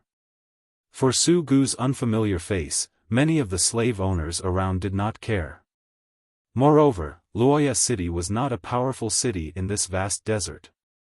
However, the deeds of this Luoya City king were known by many people, and it was a topic of idle chat after dinner. As for the other people in Luoya City, no one cared. Su Gu walked over in the crowd's eyes. He seemed to be nearby, pointing to the third wooden box in the first row, which was what Xiaofan had just told him. Sitting on the side, Yan Hui of Rock Tomb City straightened up. Di Sheng of Fire Hill City, who was originally cold, had a slightly better expression now. For him, being chosen by the people of Luoya City was better than being chosen by other people of Rock Hill City or other people who were not pleasing to the eye. Seeing Di Sheng get up and personally open the box, Su Gu's heart jumped. He had a guess in his heart, could it be, the other people around also thought of it. Their voices were a lot smaller as they stared over there. That's right. What was in that box was the bet that Di Sheng put on himself. Di Sheng opened the box, and the crowd only saw a red light flashing in front of their eyes. Inside the box, there was a fist-sized red translucent gem. As Di Sheng picked up the gem, the red light was even brighter. Moreover, the people around also felt a wave of heat sweeping through. This is the famous Fire Hill Stone of Fire Hill City? Someone exclaimed. The Fire Hill Stone was produced in the desert around Fire Hill City. The stone was transparent and attracted a lot of people. At the same time, if you injected power into it, the stone would heat up. The more energy injected, the higher the temperature of the stone. It could even easily burn firewood. In Fire Hill City, the Fire Hill Stone was a symbol of power, beautiful and noble. People in other cities who wanted to buy the Fire Hill Stone may not be successful. Unexpectedly, a small slave owner of Luoya City could easily get such a big piece. Xiao Xian looked at Su Gu, who was being talked about by the crowd, and thought, that guy is probably going crazy with joy. How big was the practical value of that gem? For the Yinjiao people, it was just like that. If it was bigger, it could be used as a weapon, but it was only the size of a fist. It could only be used as an ornament. Perhaps it could be used to warm up in the winter and light a fire when there was no fire? However, what Su Gu valued was its symbolic meaning, as well as the influence of this stone among the slave owners. From this moment on, the name of Luoya City's Su Gu had been remembered by more people. They would definitely mention it when chatting. When Su Gu came back, he smiled particularly proudly. Some people wanted to fight with Su Gu. Unfortunately, Su Gu tightly guarded the stone, saying that even if they fought, he would not take out the gem. The other party then left. The beast's corpse in the pit had been removed, leaving only a bloody ground. Soon, the second beast fight was about to begin. This time, there were no giant beasts, but two slaves. For this group of slave owners, there was not much difference between slaves and beasts. Even slaves were not as good as beasts. When the giant beasts were on the stage, they were more attractive, while the slaves were inferior. The people standing around the pit dispersed a little. They planned to go to the other pit to see, but Su Gu did not leave. He intended to continue to watch the next one. In the field, the two slaves' seemingly irregular moves intersected with the shadows of their fists. Then, a rapid sound of fracture sounded. One of the slaves was hit and flew. His body rolled in the air and hit the stone wall in the pit. After the collision, a lot of blood spurted out from his mouth. Xiao Xian could see that the slave's chest had several broken bones. Moreover, these broken bones pierced his internal organs, hurting his heart and lungs. Sure enough, the slave who fell to the ground had his head askew and died directly. The reason for this beast fight was because of an ownerless female slave. The winner would own the slave. The winning slave owner was very happy and directly used the power of enslavement on the spot to enslave the person. This was the second time Xiaofan encountered a slave owner enslaving a slave other than Su Gu. Moreover, this time, it was not a practice. The young slave owner who was enslaving was a little nervous. Although it was not his first time enslaving, there were always failures. Now, it was still under the watchful eyes of the public. If he failed, he would certainly be laughed at by other cities. The pressure was quite great. However, this time, his enslavement was unusually smooth. Looking at the slave who was successfully enslaved and looking at him with charming eyes, he only felt a burst of heat and quite complacent. He felt that today was really an extraordinary day. Observing the fluctuations of the flame in his mind, Xiaofan moved his fingers. Because of the long and wide sleeves, no one could see that there was a little blue flame on his hand in the sleeve.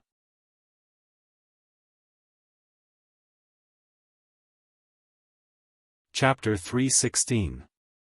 Even if the more sensitive people around could detect it, the flame in Xiaofan's hand disappeared immediately after it appeared.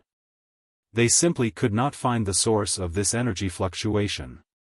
They only thought that the other slave owners were itchy and did not care. Xiaofan then followed Su Gu to other Colosseum pits to watch several Colosseum fights. There were people fighting and beasts fighting, but most of the time, it was the slaves fighting in the pit. Every year in the Colosseum, some slaves would be buried, but some would also become slaves. For the slaves, the trip to the Colosseum was a good opportunity. Just like last year's Dao Yu, his brilliant battle in the center of the Colosseum greatly improved his status among the Baishur slaves.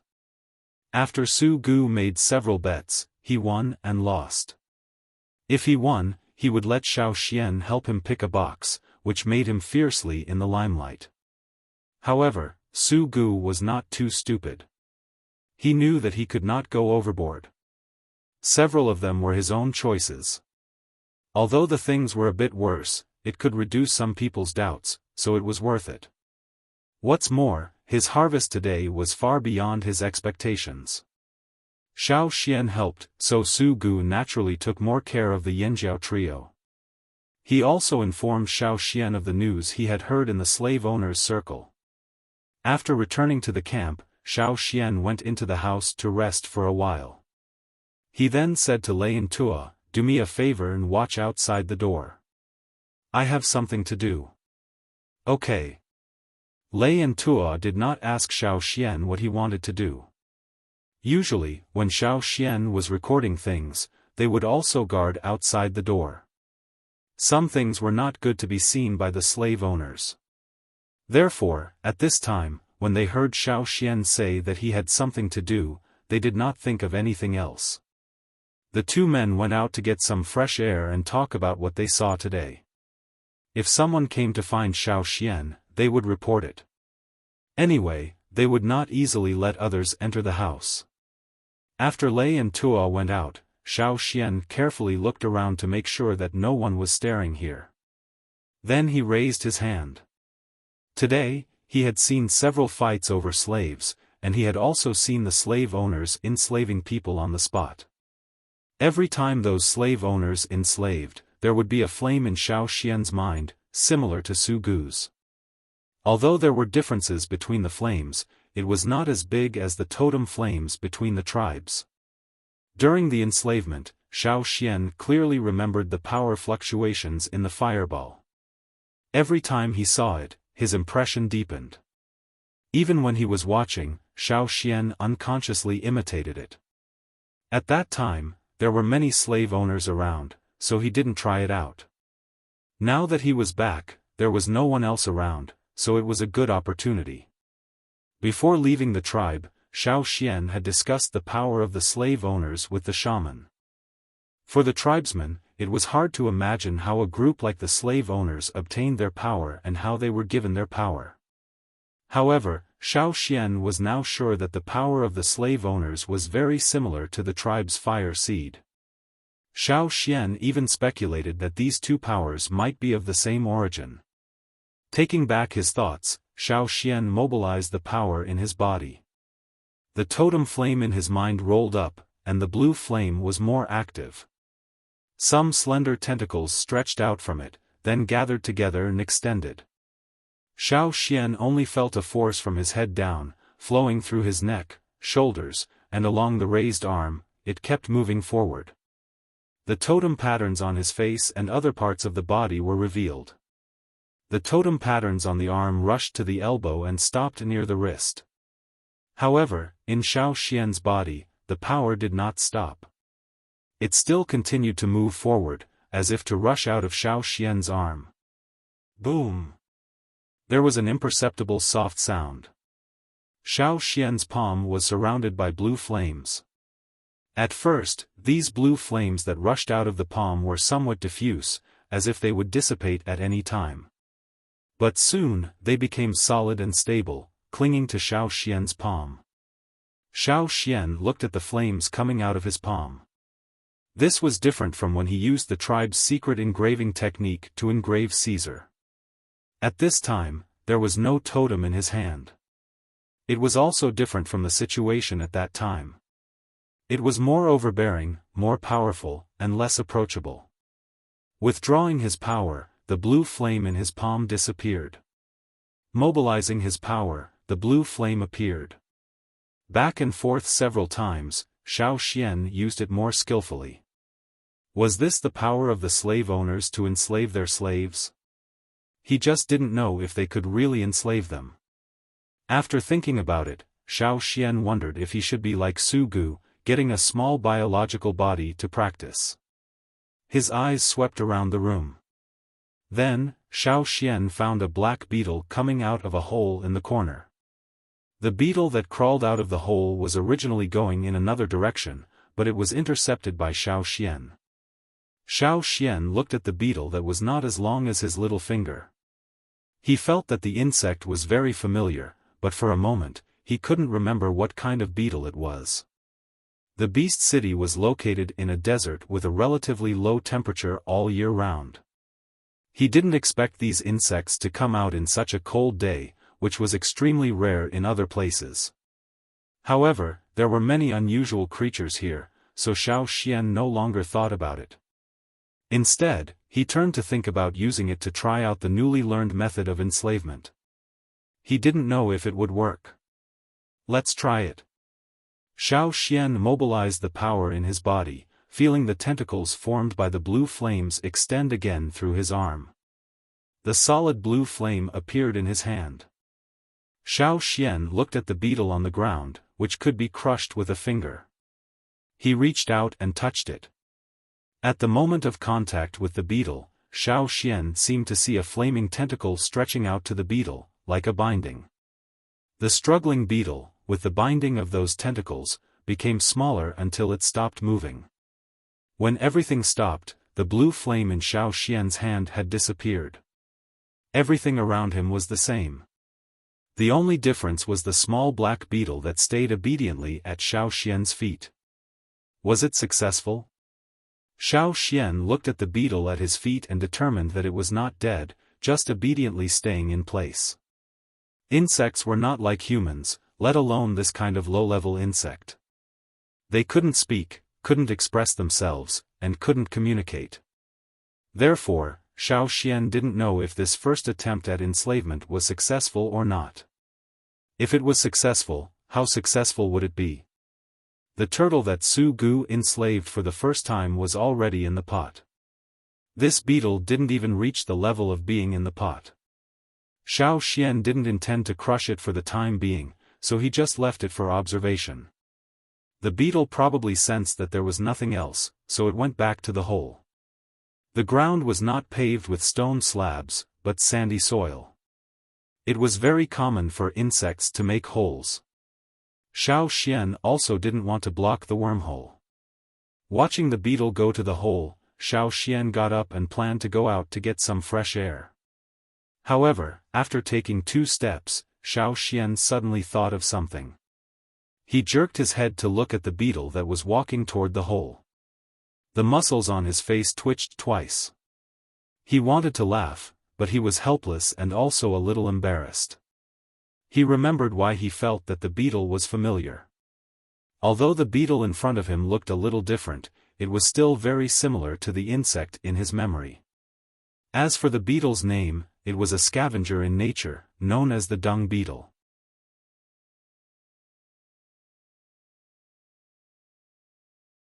Chapter 317. Xiaofan did not tell others that he had enslaved a bug, and the wormhole in the corner of the house was not sealed. Originally, he intended to destroy it once the enslavement was successful, but Xiaofan changed his mind and left the bug alone. However, the bug would appear once a day. Even one day, it pushed a dung ball to Xiaofan's feet. Xiaofan thought at that time, should he kill this bug, or should he kill it? Probably aware of Xiaofan's mood, the bug kicked its legs again and pushed the dung ball back into the hole. Since then, it did not push the dung ball out of the hole again, saving the bug's life. Every day, looking at the guy who pushed the dung ball in front of him, Xiaofan almost trampled it to death. Fortunately, the bug did not run around the house after that. Except for coming out every day, it did not appear in the house again. Several times, Xiaofan saw it in the place where the camels were tied. At first, the bug was not conspicuous. In the beast city, there were many bugs that came out in the cold. These bugs were more resistant to the cold than their counterparts in other places. They were often seen in the places where the animals were kept. Xiaofan could point out which one was his slave at a glance from dozens of beetles.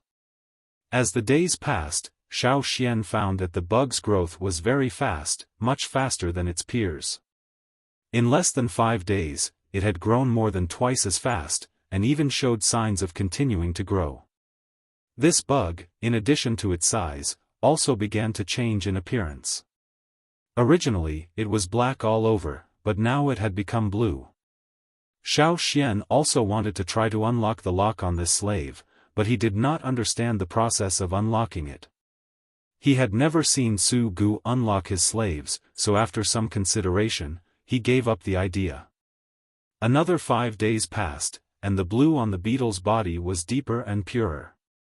It looked like a layer of dark blue armor, reflecting the blue light under Yang Guang's eyes. As for its body size, it changed almost every day, growing even faster. From the time Xiaofan succeeded in enslaving it until now, 10 days had passed. The beetle, which was not as long as a little finger, had now grown as big as Xiaofan's fist. Its 6 feet were like knives with hooks. Xiaofan saw it roll the dung ball in the camel shed, easily cutting off the weeds and branches around it. Originally, Xiaofan was also worried that the beetle would be seen. After all, in such a place, such a big beetle was too special. Unexpectedly, this thing was quite clever.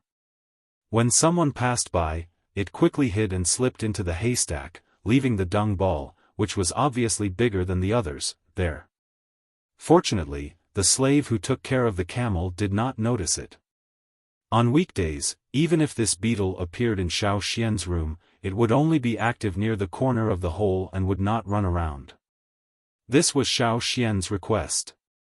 Beyond Xiaofan's expectation, this beetle was quite obedient, or it could understand some more complex instructions. In addition to Xiaofan, Lei and Tua in the same room naturally knew the existence of this beetle, but they did not know that it was Xiaofan's slave. Lei and Tua were told by Xiaofan not to kill the beetle. The 2 men looked at it every time, and they naturally saw the changes of the beetle in their eyes.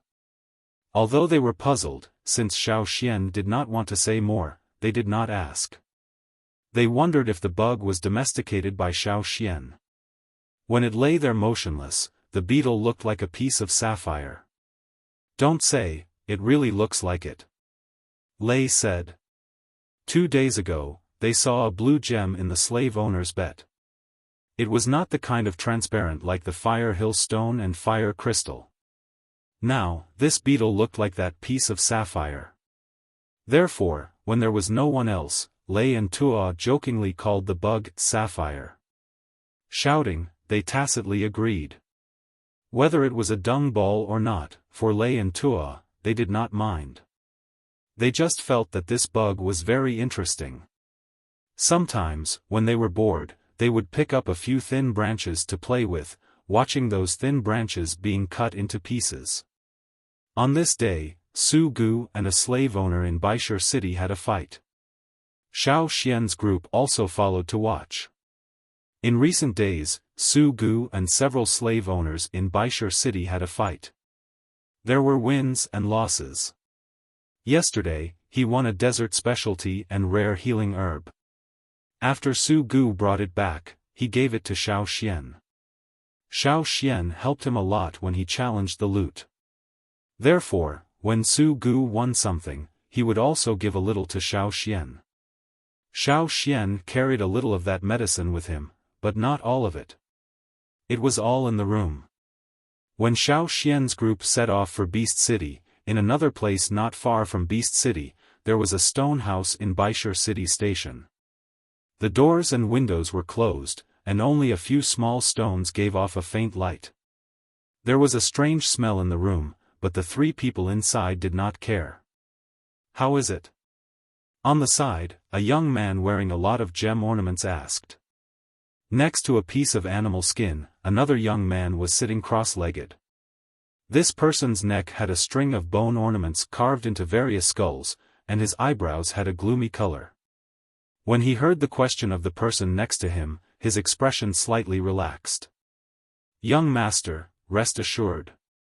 As he spoke, he raised his hand to open a jar made of animal shells and released the things inside. He saw a head of soybean-sized ants crawling out of the jar. There were a total of 9 of them, all brown and black. After a few ants came out, they entered from a cave in the house one by one, and soon disappeared. Seeing this, the young master sat down. Su Gu should have gone to Beast City to fight at this time.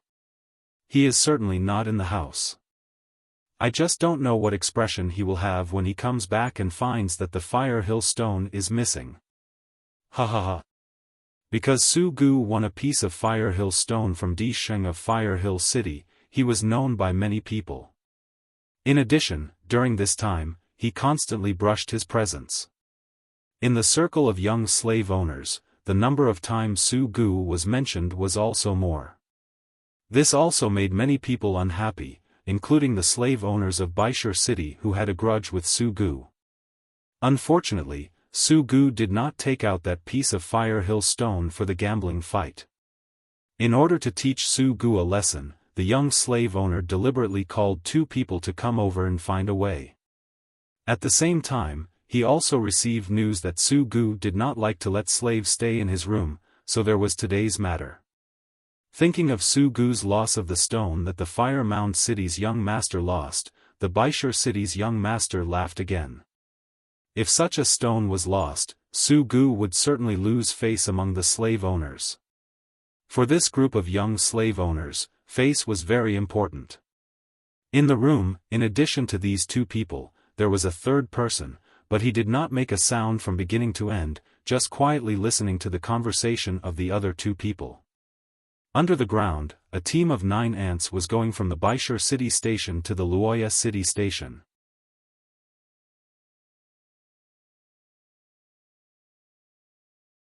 Chapter 318. Deep underground, there were many caves, which were dug by various insects.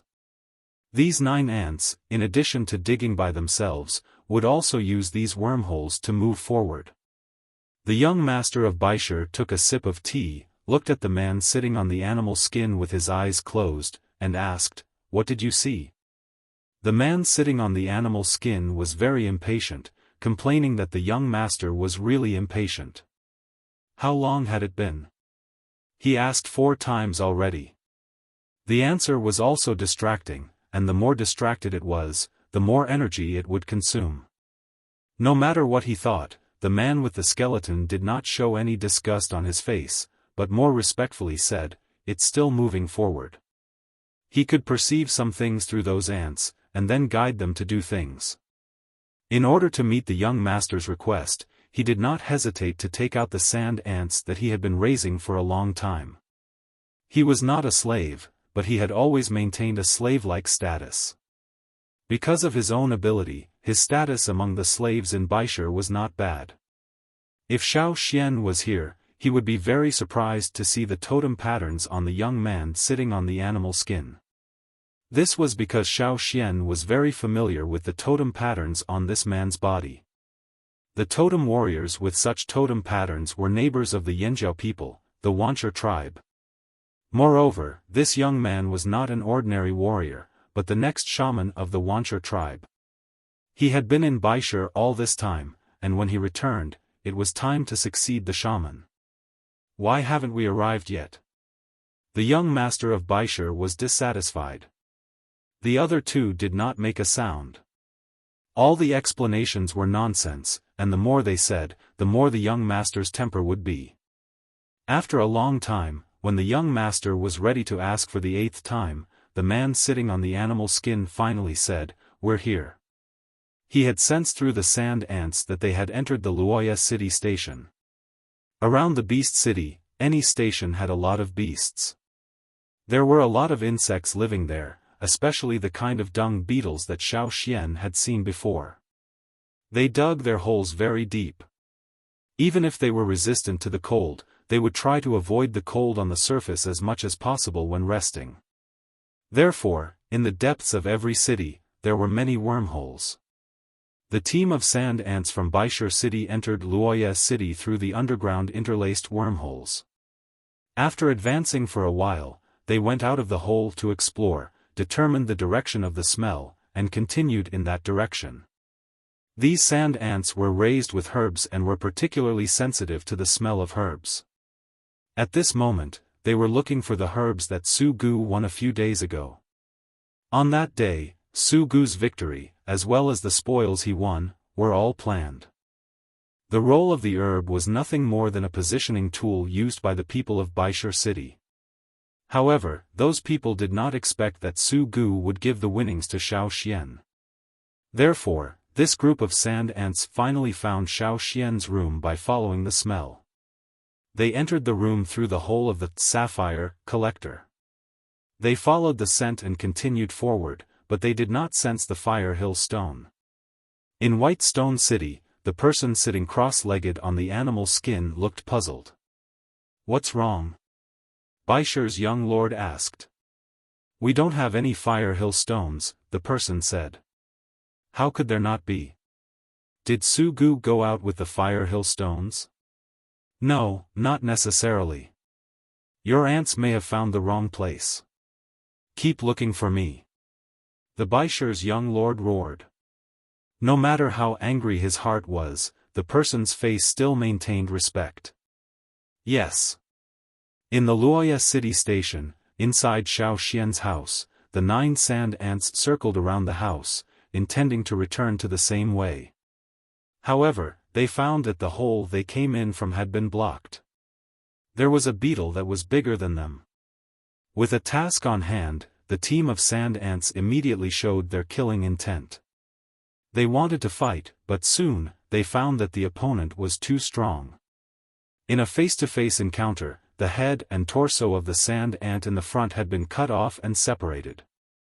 In White Stone City, the person sitting on the animal skin had an ugly expression. "What's wrong?" the Baishar's young lord asked. Seeing that the other person did not answer, he got up from the chair, stepped forward a few steps, and continued to ask, "Tell me, what's wrong?" "There is." Poof. The words had not yet been spoken when the person sitting on the animal skin spurted out a mouthful of blood. This time, even the person in the house who had not made a sound could not help but frown. "Dao Yu, what do you think happened to him? What did he encounter?" The Baishar's young lord looked at the person who had not made a sound. Dao Yu's eyes flashed with sarcasm. From the wooden box next to him, he took out a medicinal herb, crushed it into mud, and fed it to the person on the animal skin. After swallowing the medicine, the person on the animal skin breathed slowly. He did not bother to say more, nor did he look at the Baishur's young lord. He closed his eyes and continued to do what he had just done. Whether he could see the fire hill stones or not, his carefully fed sand ants must be withdrawn. Immediately after the first one, the second and third sand ants had been completely disconnected from his consciousness, which meant that those sand ants were all dead. He could not continue to drag it on. He must let them escape. If a team could not escape, then they would separate and escape. Every single one of them that managed to escape counted. He could not see exactly what the sand ants had encountered. He could only perceive a vague image from his consciousness. It was not a beetle, but something wrapped in flames that looked like a horn. Seeing the Baishur's young lord's angry face and intending to ask, Dao Yu hurriedly said, "Young lord, the situation is different. Do not worry, wait a moment." Different? What's different? Didn't you say that you can do it? The Baishur's young lord lifted his leg and kicked the chair next to him, but now there was no other way. He could only wait. In the Luoya city station, the slaves responsible for cleaning up the animal pen and taking care of the riding beasts and fighting beasts found that today, the insects in the animal pen were particularly few. It was rare to see a shadow of a beetle. Did they encounter a natural enemy? However, the task of these slaves was only to take care of the riding beasts and fighting beasts, not pay attention to the insects. Even if they found that the insects were less today, they did not care and continued their task of cleaning up the animal pen. In a place where people did not know, there was a large-scale chase and interception. Of the 9 sand ants, 4 were left in Xiao Xian's house, while the other 5 fled separately. Some went into the hole from which they came, some fled from other places, and then climbed out from the window or the door.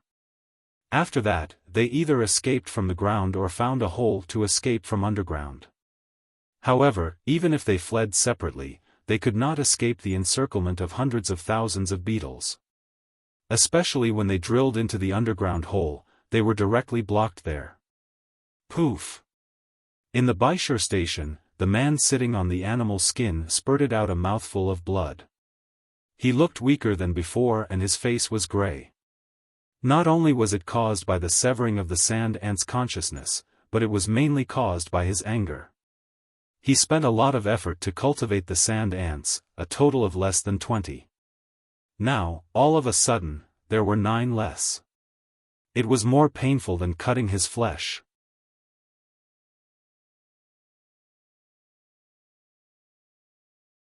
Chapter 319. When the plan failed, the Baishur young master flipped all the things in the house. The man sitting on the animal skin was kicked hard. Dao Yu was also spat and scolded twice, but compared to the former, he was not beaten. This treatment was already very good. When the young master lost his temper, the man on the animal skin and Dao Yu did not speak. One was breathing slowly, the other was meditating, not knowing what to think.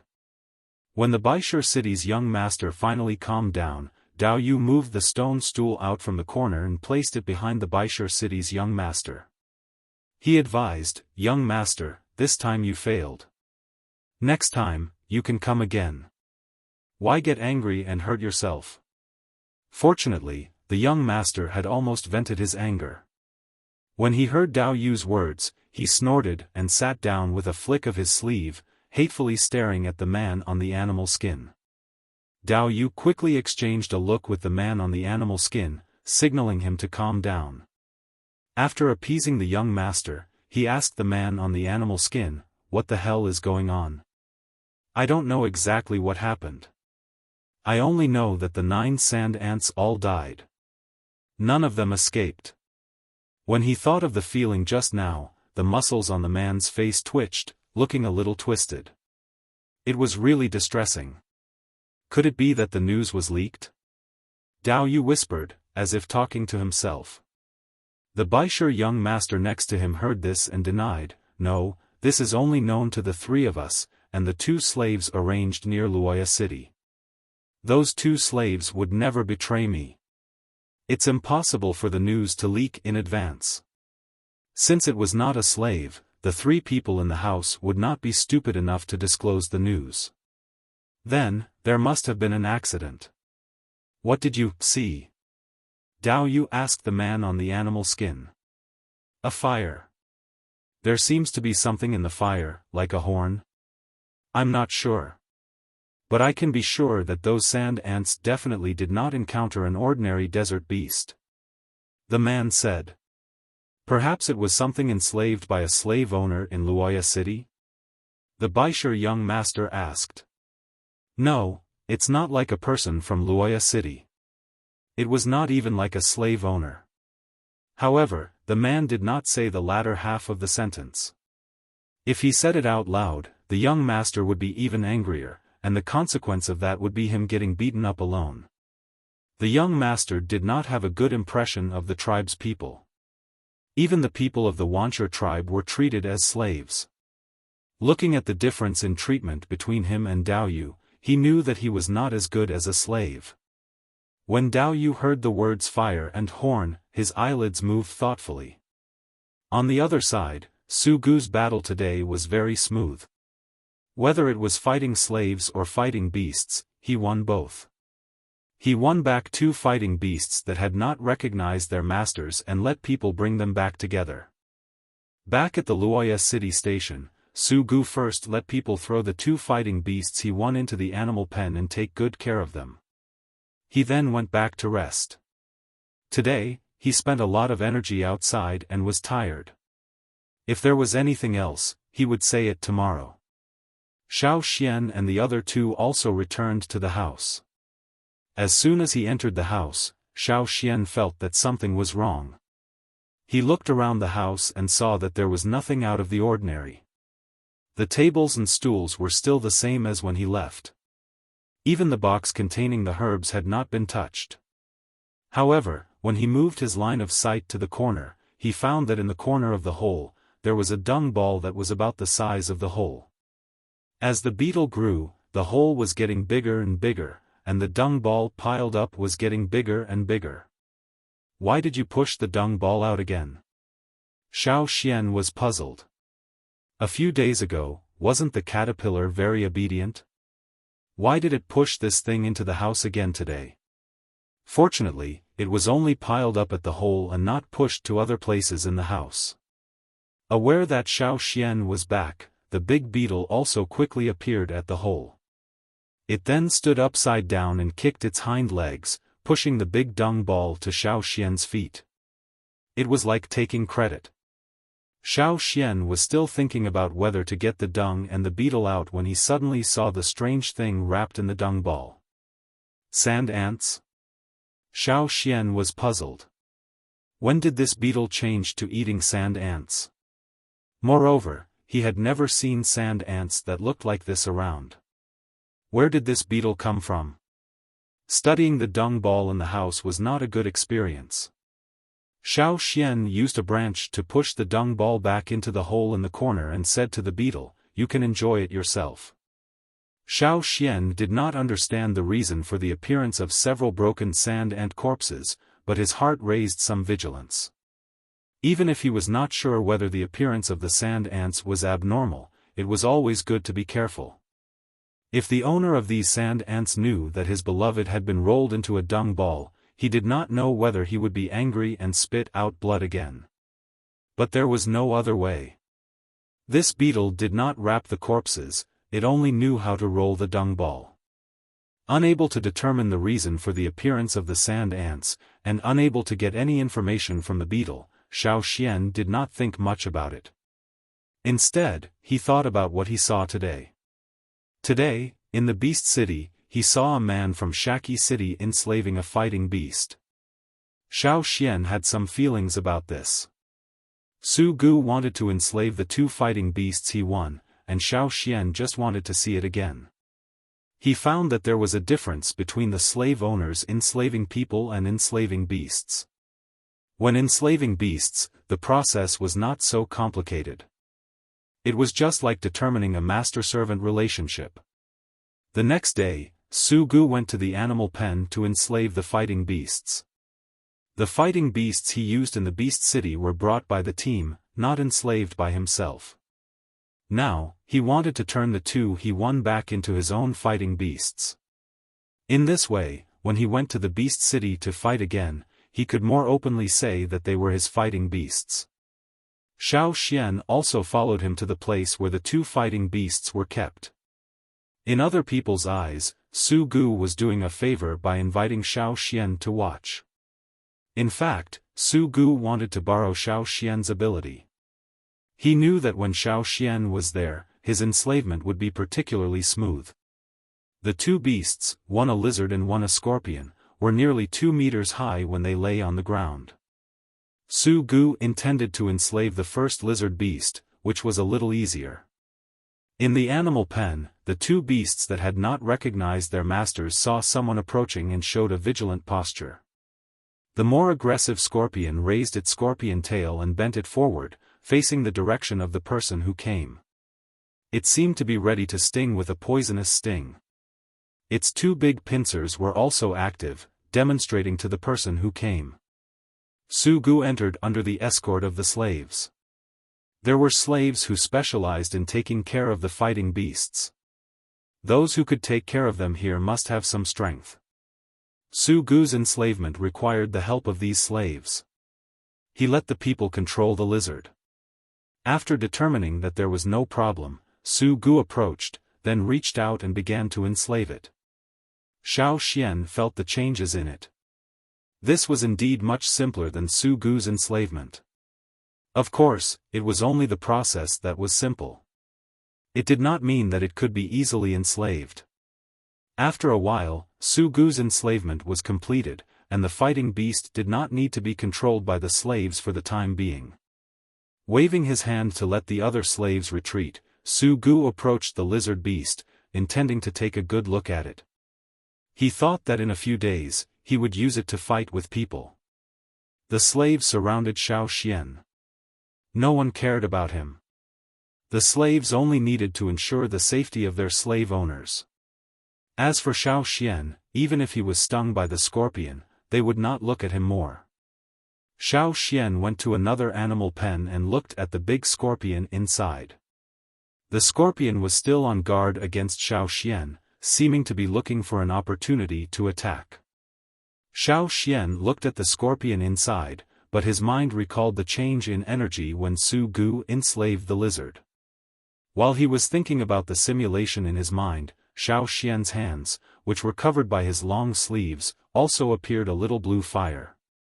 Almost at the moment when the blue flame appeared, the scorpion, which was preparing to attack Xiaofan, immediately retreated a few steps.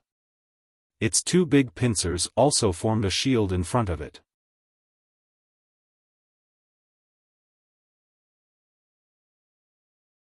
Chapter 320. Was it afraid? Xiaofan looked at the scorpion and then looked around. Within 10 steps, there was only one person, Xiaofan. Su Gu was still more than 20 meters away from here, and the slaves were further away. Because of the distance, Su Gu did not notice the surrounding power fluctuations. The first turtle he enslaved was just an experiment.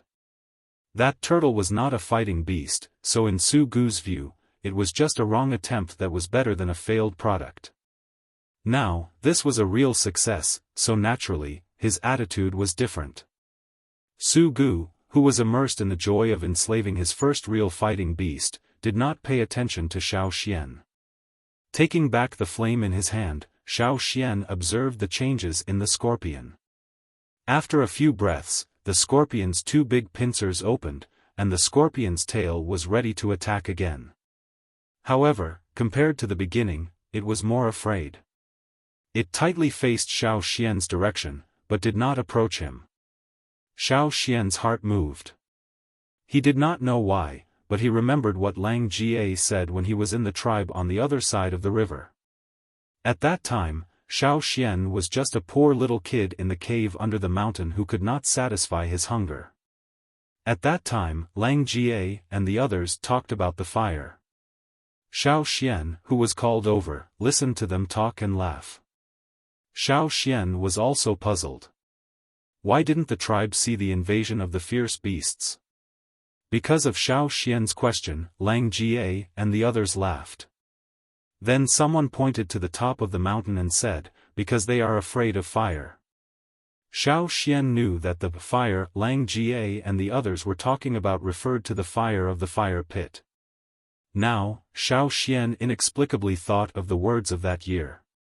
Mobilizing the power in his body, Xiao Xian's hand once again had a flame. The vigilant scorpion once again stepped back. Just like before, the two big pincers formed a shield. Xiao Xian took a step forward. Scorpion retreated. Xiao Xian moved forward while Scorpion retreated. Putting away the flames, Xiao Xian moved forward again. Scorpion was still on guard, but he no longer retreated. Xiao Xian twisted his fingers. He was certain that the scorpion was afraid of the fire in his hand. However, when Su Gu enslaved the lizard, why didn't such a situation occur?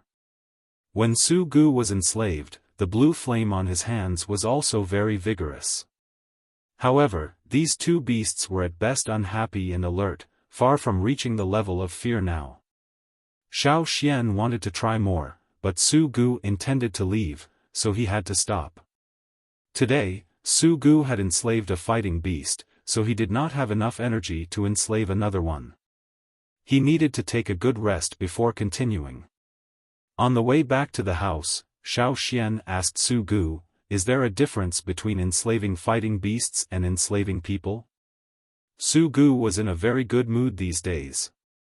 For Xiao Xian's partner's question, he also readily answered. Most of the beasts that have not recognized their masters are much stronger than those low-level slaves. Therefore, when enslaving them, we do not use more complicated methods of enslavement. Instead, we use another kind. Su Gu told Xiao Xian that the main purpose of enslaving the beasts was only to fight the beasts. Therefore, when enslaving them, it would only let those beasts form a master-servant consciousness, making them more obedient. That was all. Their own abilities would not be greatly improved or weakened. For those with stronger executive abilities but weaker strength, the slave owners, while providing a source of power, also needed more constraints and management. Therefore, the process of enslavement was more complicated. When enslaving the beasts, there were no locks. Xiao Xian still remembered Su Gu telling him about the theory of enslavement and the lock. Yes, but not the kind of enslavement. Generally speaking, when enslaving people, while giving them a source of power, there will be 3 locks. These 3 chains can be seen when the slaves use their abilities. Every time one is removed, it is equivalent to removing an obstacle in their ability to improve their strength. This is the way of enslavement for us slave owners. At this point, Su Gu proudly looked at Xiao Xian. Like other slave owners, they always had a sense of superiority over the tribesmen. Can the tribesmen also enslave slaves? Xiao Xian asked. Of course not. Su Gu thought that Xiao Xian was envious after seeing him enslaving the fighting beasts. He smiled more and more proudly. You tribesmen who believe in totems can't do this. Was it really impossible to do it? Xiao Xian's fingers, which were covered by his sleeve, moved. However, he did not continue with this question, but asked, when you enslaved the turtle, did you also use the method of enslaving the fighting beasts? When he heard Xiao Xian mention the turtle, Su Gu quickly looked around. When he saw no one else, Su Gu was relieved. That was his dark history. Of course, I used the method of enslaving the fighting beasts. Otherwise, do you think I would enslave a food that has no thoughts and no execution like enslaving people? How could I do that kind of stupid thing? Su Gu was somewhat flustered. At that time, he really used the enslavement method to enslave people. Later, the more he thought about it, the more he regretted it. After that, he cooked the turtle in the pot. Anyway, no one knew how he enslaved the turtle. When it was mentioned again, he only needed to deny it. Xiao Xian glanced at Su Gu, non-committal, and no longer made a sound. He thought of the beetle again. Before, he did not have a deep understanding of the slave owner's enslavement method. He just tried it. He did not expect that they would use the method of enslaving people to enslave the beetle, not the method of enslaving the fighting beasts. Thinking of the 3 locks that Su Gu said, Xiaofan returned to the rest house and carefully looked at the beetle. He found that there were not only 3 locks on the beetle, but 5. Xiaofan did not know why such a situation would occur, or what the extra 2 locks were, but he guessed that it was probably related to the special power in his body. It was as if other tribes could not enslave slaves, but he could. Xiaofan himself was a special case. As for the unlocking, Xiaofan saw Su Gu unlocking it. During this time, after observing his more than a dozen slaves, Su Gu chose the 2 best performing unlocks. Xiaofan was next to him at that time. Xiaofan quietly looked at the blue armored beetle at his feet. He would not be like Su Gu, who would destroy this slave. Recalling the changes in the beetle, Xiaofan wondered if he should try to unlock the lock. However, his understanding of the slave owner's enslavement method was limited. If he rashly made a move, it would cause more uncontrollable trouble. What should he do? To be on the safe side, Xiaofan still intended to wait and learn more about it before making a move. At this moment, the beetle that stayed at Xiaofan's feet did not know the thoughts in its master's heart. Yesterday, it pushed the ball wrapped in the corpse of the sand ant back into the hole. Its master said to let it enjoy it, but it usually did not eat sand ants. However, its master's words were not good, so it could only eat a little every day, eating those sand ants. After eating it, it felt. Hey, the taste was not bad.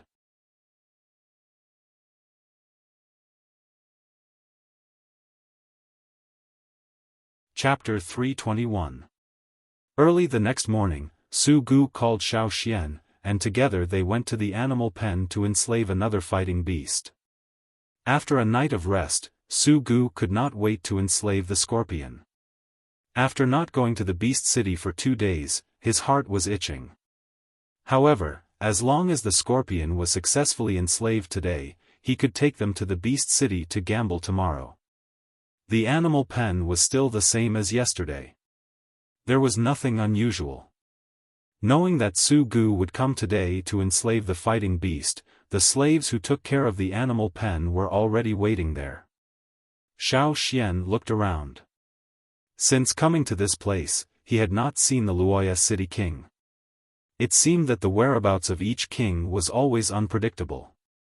After entering the beast city so many times, Xiaofan had only seen the small slave owners of each city, but had never seen any king.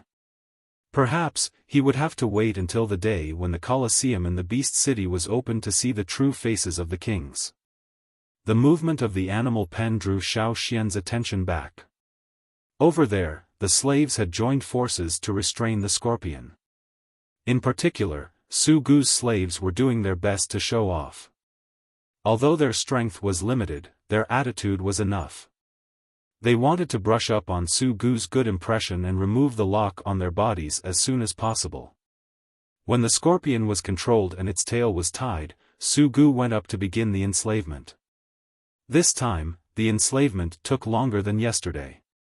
Even though the scorpion was already under control, Su Gu still looked exhausted after the end of the enslavement, his head full of sweat.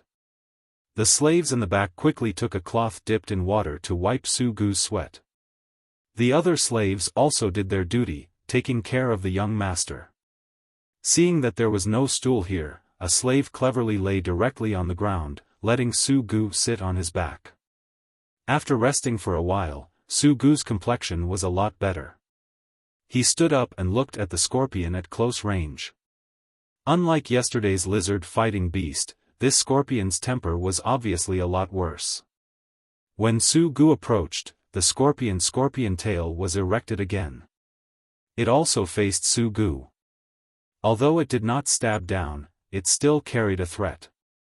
Xiaofan found it strange and asked, "Haven't you successfully enslaved it? Why is it still so defensive against you?" Su Gu was not angry because of the scorpion's behavior. Instead, his eyes showed joy. When he heard Xiao Xian's question, he said, "The stronger the beast, the harder it is to tame it. It behaved like this because I used other forces when I enslaved it, and not because I subdued it with my own strength. Is there a difference?" Xiao Xian was puzzled. Of course there is. Those who were directly defeated and willingly enslaved were definitely different from those who were forcibly enslaved with the help of slaves. My father's riding beast was enslaved after he defeated it. Therefore, even though the beast was very strong, it was very obedient to my father. Su Gu pointed to the scorpion not far in front of him and said, "And like this, after the successful enslavement, there will be rebellious emotions. But it doesn't matter, as long as we can stabilize it, make it more obedient, and persevere until the beast battle." Su Gu said with confidence, "In the future, when I am stronger, I will also subdue one with my strength." Although the scorpion still had a little rebellious mood, it was much better than yesterday. It showed its fear of Su Gu, especially when Su Gu stretched out his blue flame hand. It was even more fearful. However, it was still not comparable to yesterday's behavior when it saw Xiao Xian. Su Gu walked around the scorpion to test it. He felt that if it were to fight with people, this scorpion's chance of winning was greater than yesterday's lizard beast. Since he had high hopes for this scorpion, Su Gu was naturally more attentive to its feeding. When he tested the scorpion, he also called the slaves who took care of the animal pen to inquire. Su Gu was surrounded by slaves. Some were there to protect Su Gu, to prevent the scorpion from suddenly attacking, while others were called by Su Gu to ask questions. Xiao Xian did not go over. He found a dung ball in the animal pen, which was much bigger than the other little beetles that rolled out. At the same time, there were some other things on the dung ball. Xiao Xian looked closer and found that the ball was wrapped with some insects, just like yesterday's ball wrapped with sand ants. However, the insects wrapped in this ball were not sand ants, but another kind of insect that lived underground. Looking around, Xiao Xian finally saw a little blue under a pile of thin branches. Yes, it knew how to hide. However, it hid itself, leaving such a ball was too conspicuous. Fortunately, the slaves who took care of the animal pen did not pay attention to these balls. So to say, the ball wrapped in insects was really made by this beetle. However, when did this beetle change to eating insects? Probably aware of Xiao Xian's approach, the beetle also moved to this side. "Xiao Xian, what are you doing over there?" Su Gu asked. He did not go close to that side, as it was too dirty. "Nothing." Xiao Xian went back. He did not want to stay near a pile of waste from the beast's metabolism. "Right, 3 days later is the day when the Colosseum opens. You can follow me in then." Su Gu told Xiao Xian some things to pay attention to at that time. Xiao Xian wrote it down one by one. If he wanted to stay safely in a place full of slave owners and slaves for a while, he had to be cautious. After returning to the house, Xiao Xian relayed what Su Gu said to Lei and Tuo. The next day, Su Gu got up early. Today, he was going to take the lizard-fighting beast out to fight with people. He sent someone to call Xiao Xian and the other two to go together. However, Xiao Xian did not plan to go out today. He wanted to practice unlocking in the house. Although he had seen Su Gu unlocking slaves, he was still not sure about the actual implementation. He had to simulate more. If he followed Su Gu, there would be no opportunity to practice simulation. There were many slave owners in Beast City, so he would be noticed. However, Xiao Xian did not go out, while Lei and Tuo were very interested. They stayed in the house for 2 days and could not walk around at will. They could not go out. When they heard that Su Gu was going out, their hearts itched. Watching the fighting beast was secondary. They just wanted to go out and stroll around to get to know more beasts. In Beast City, there were many beasts that they had never seen before. Observing more could let them know more about those beasts. After waiting for the others to leave, Xiaofan listened to the movements around him. After confirming that there was no one, he locked the door. He recalled the time when Su Gu unlocked the slaves, the power fluctuations and laws that were produced, and began to simulate it. However, he did not know why. Today, Xiaofan's simulation did not go well. There was always a mistake in some link. After repeated failures, he was a little tired. Putting away his power, Xiaofan sat on the stool, always feeling restless. It was because he could not calm down that he repeatedly made mistakes. In the afternoon, a slave who followed Su Gu came to Xiaofan and asked Xiaofan if Lei and Tua had returned. "I didn't see their people. What happened in the end?" Xiaofan hurriedly asked. "There was a dispute not long ago. When it calmed down, the young master could not find their people. For this reason, the young master also lost his temper," the slave said with dissatisfaction. Hearing this, Xiaofan did not care about anything else. He took his knife and went with the slave to Beast City. You're tuning into the Xiaofan's Wuxia Tales YouTube channel. Don't forget to subscribe and join us on this journey to catch the most captivating stories.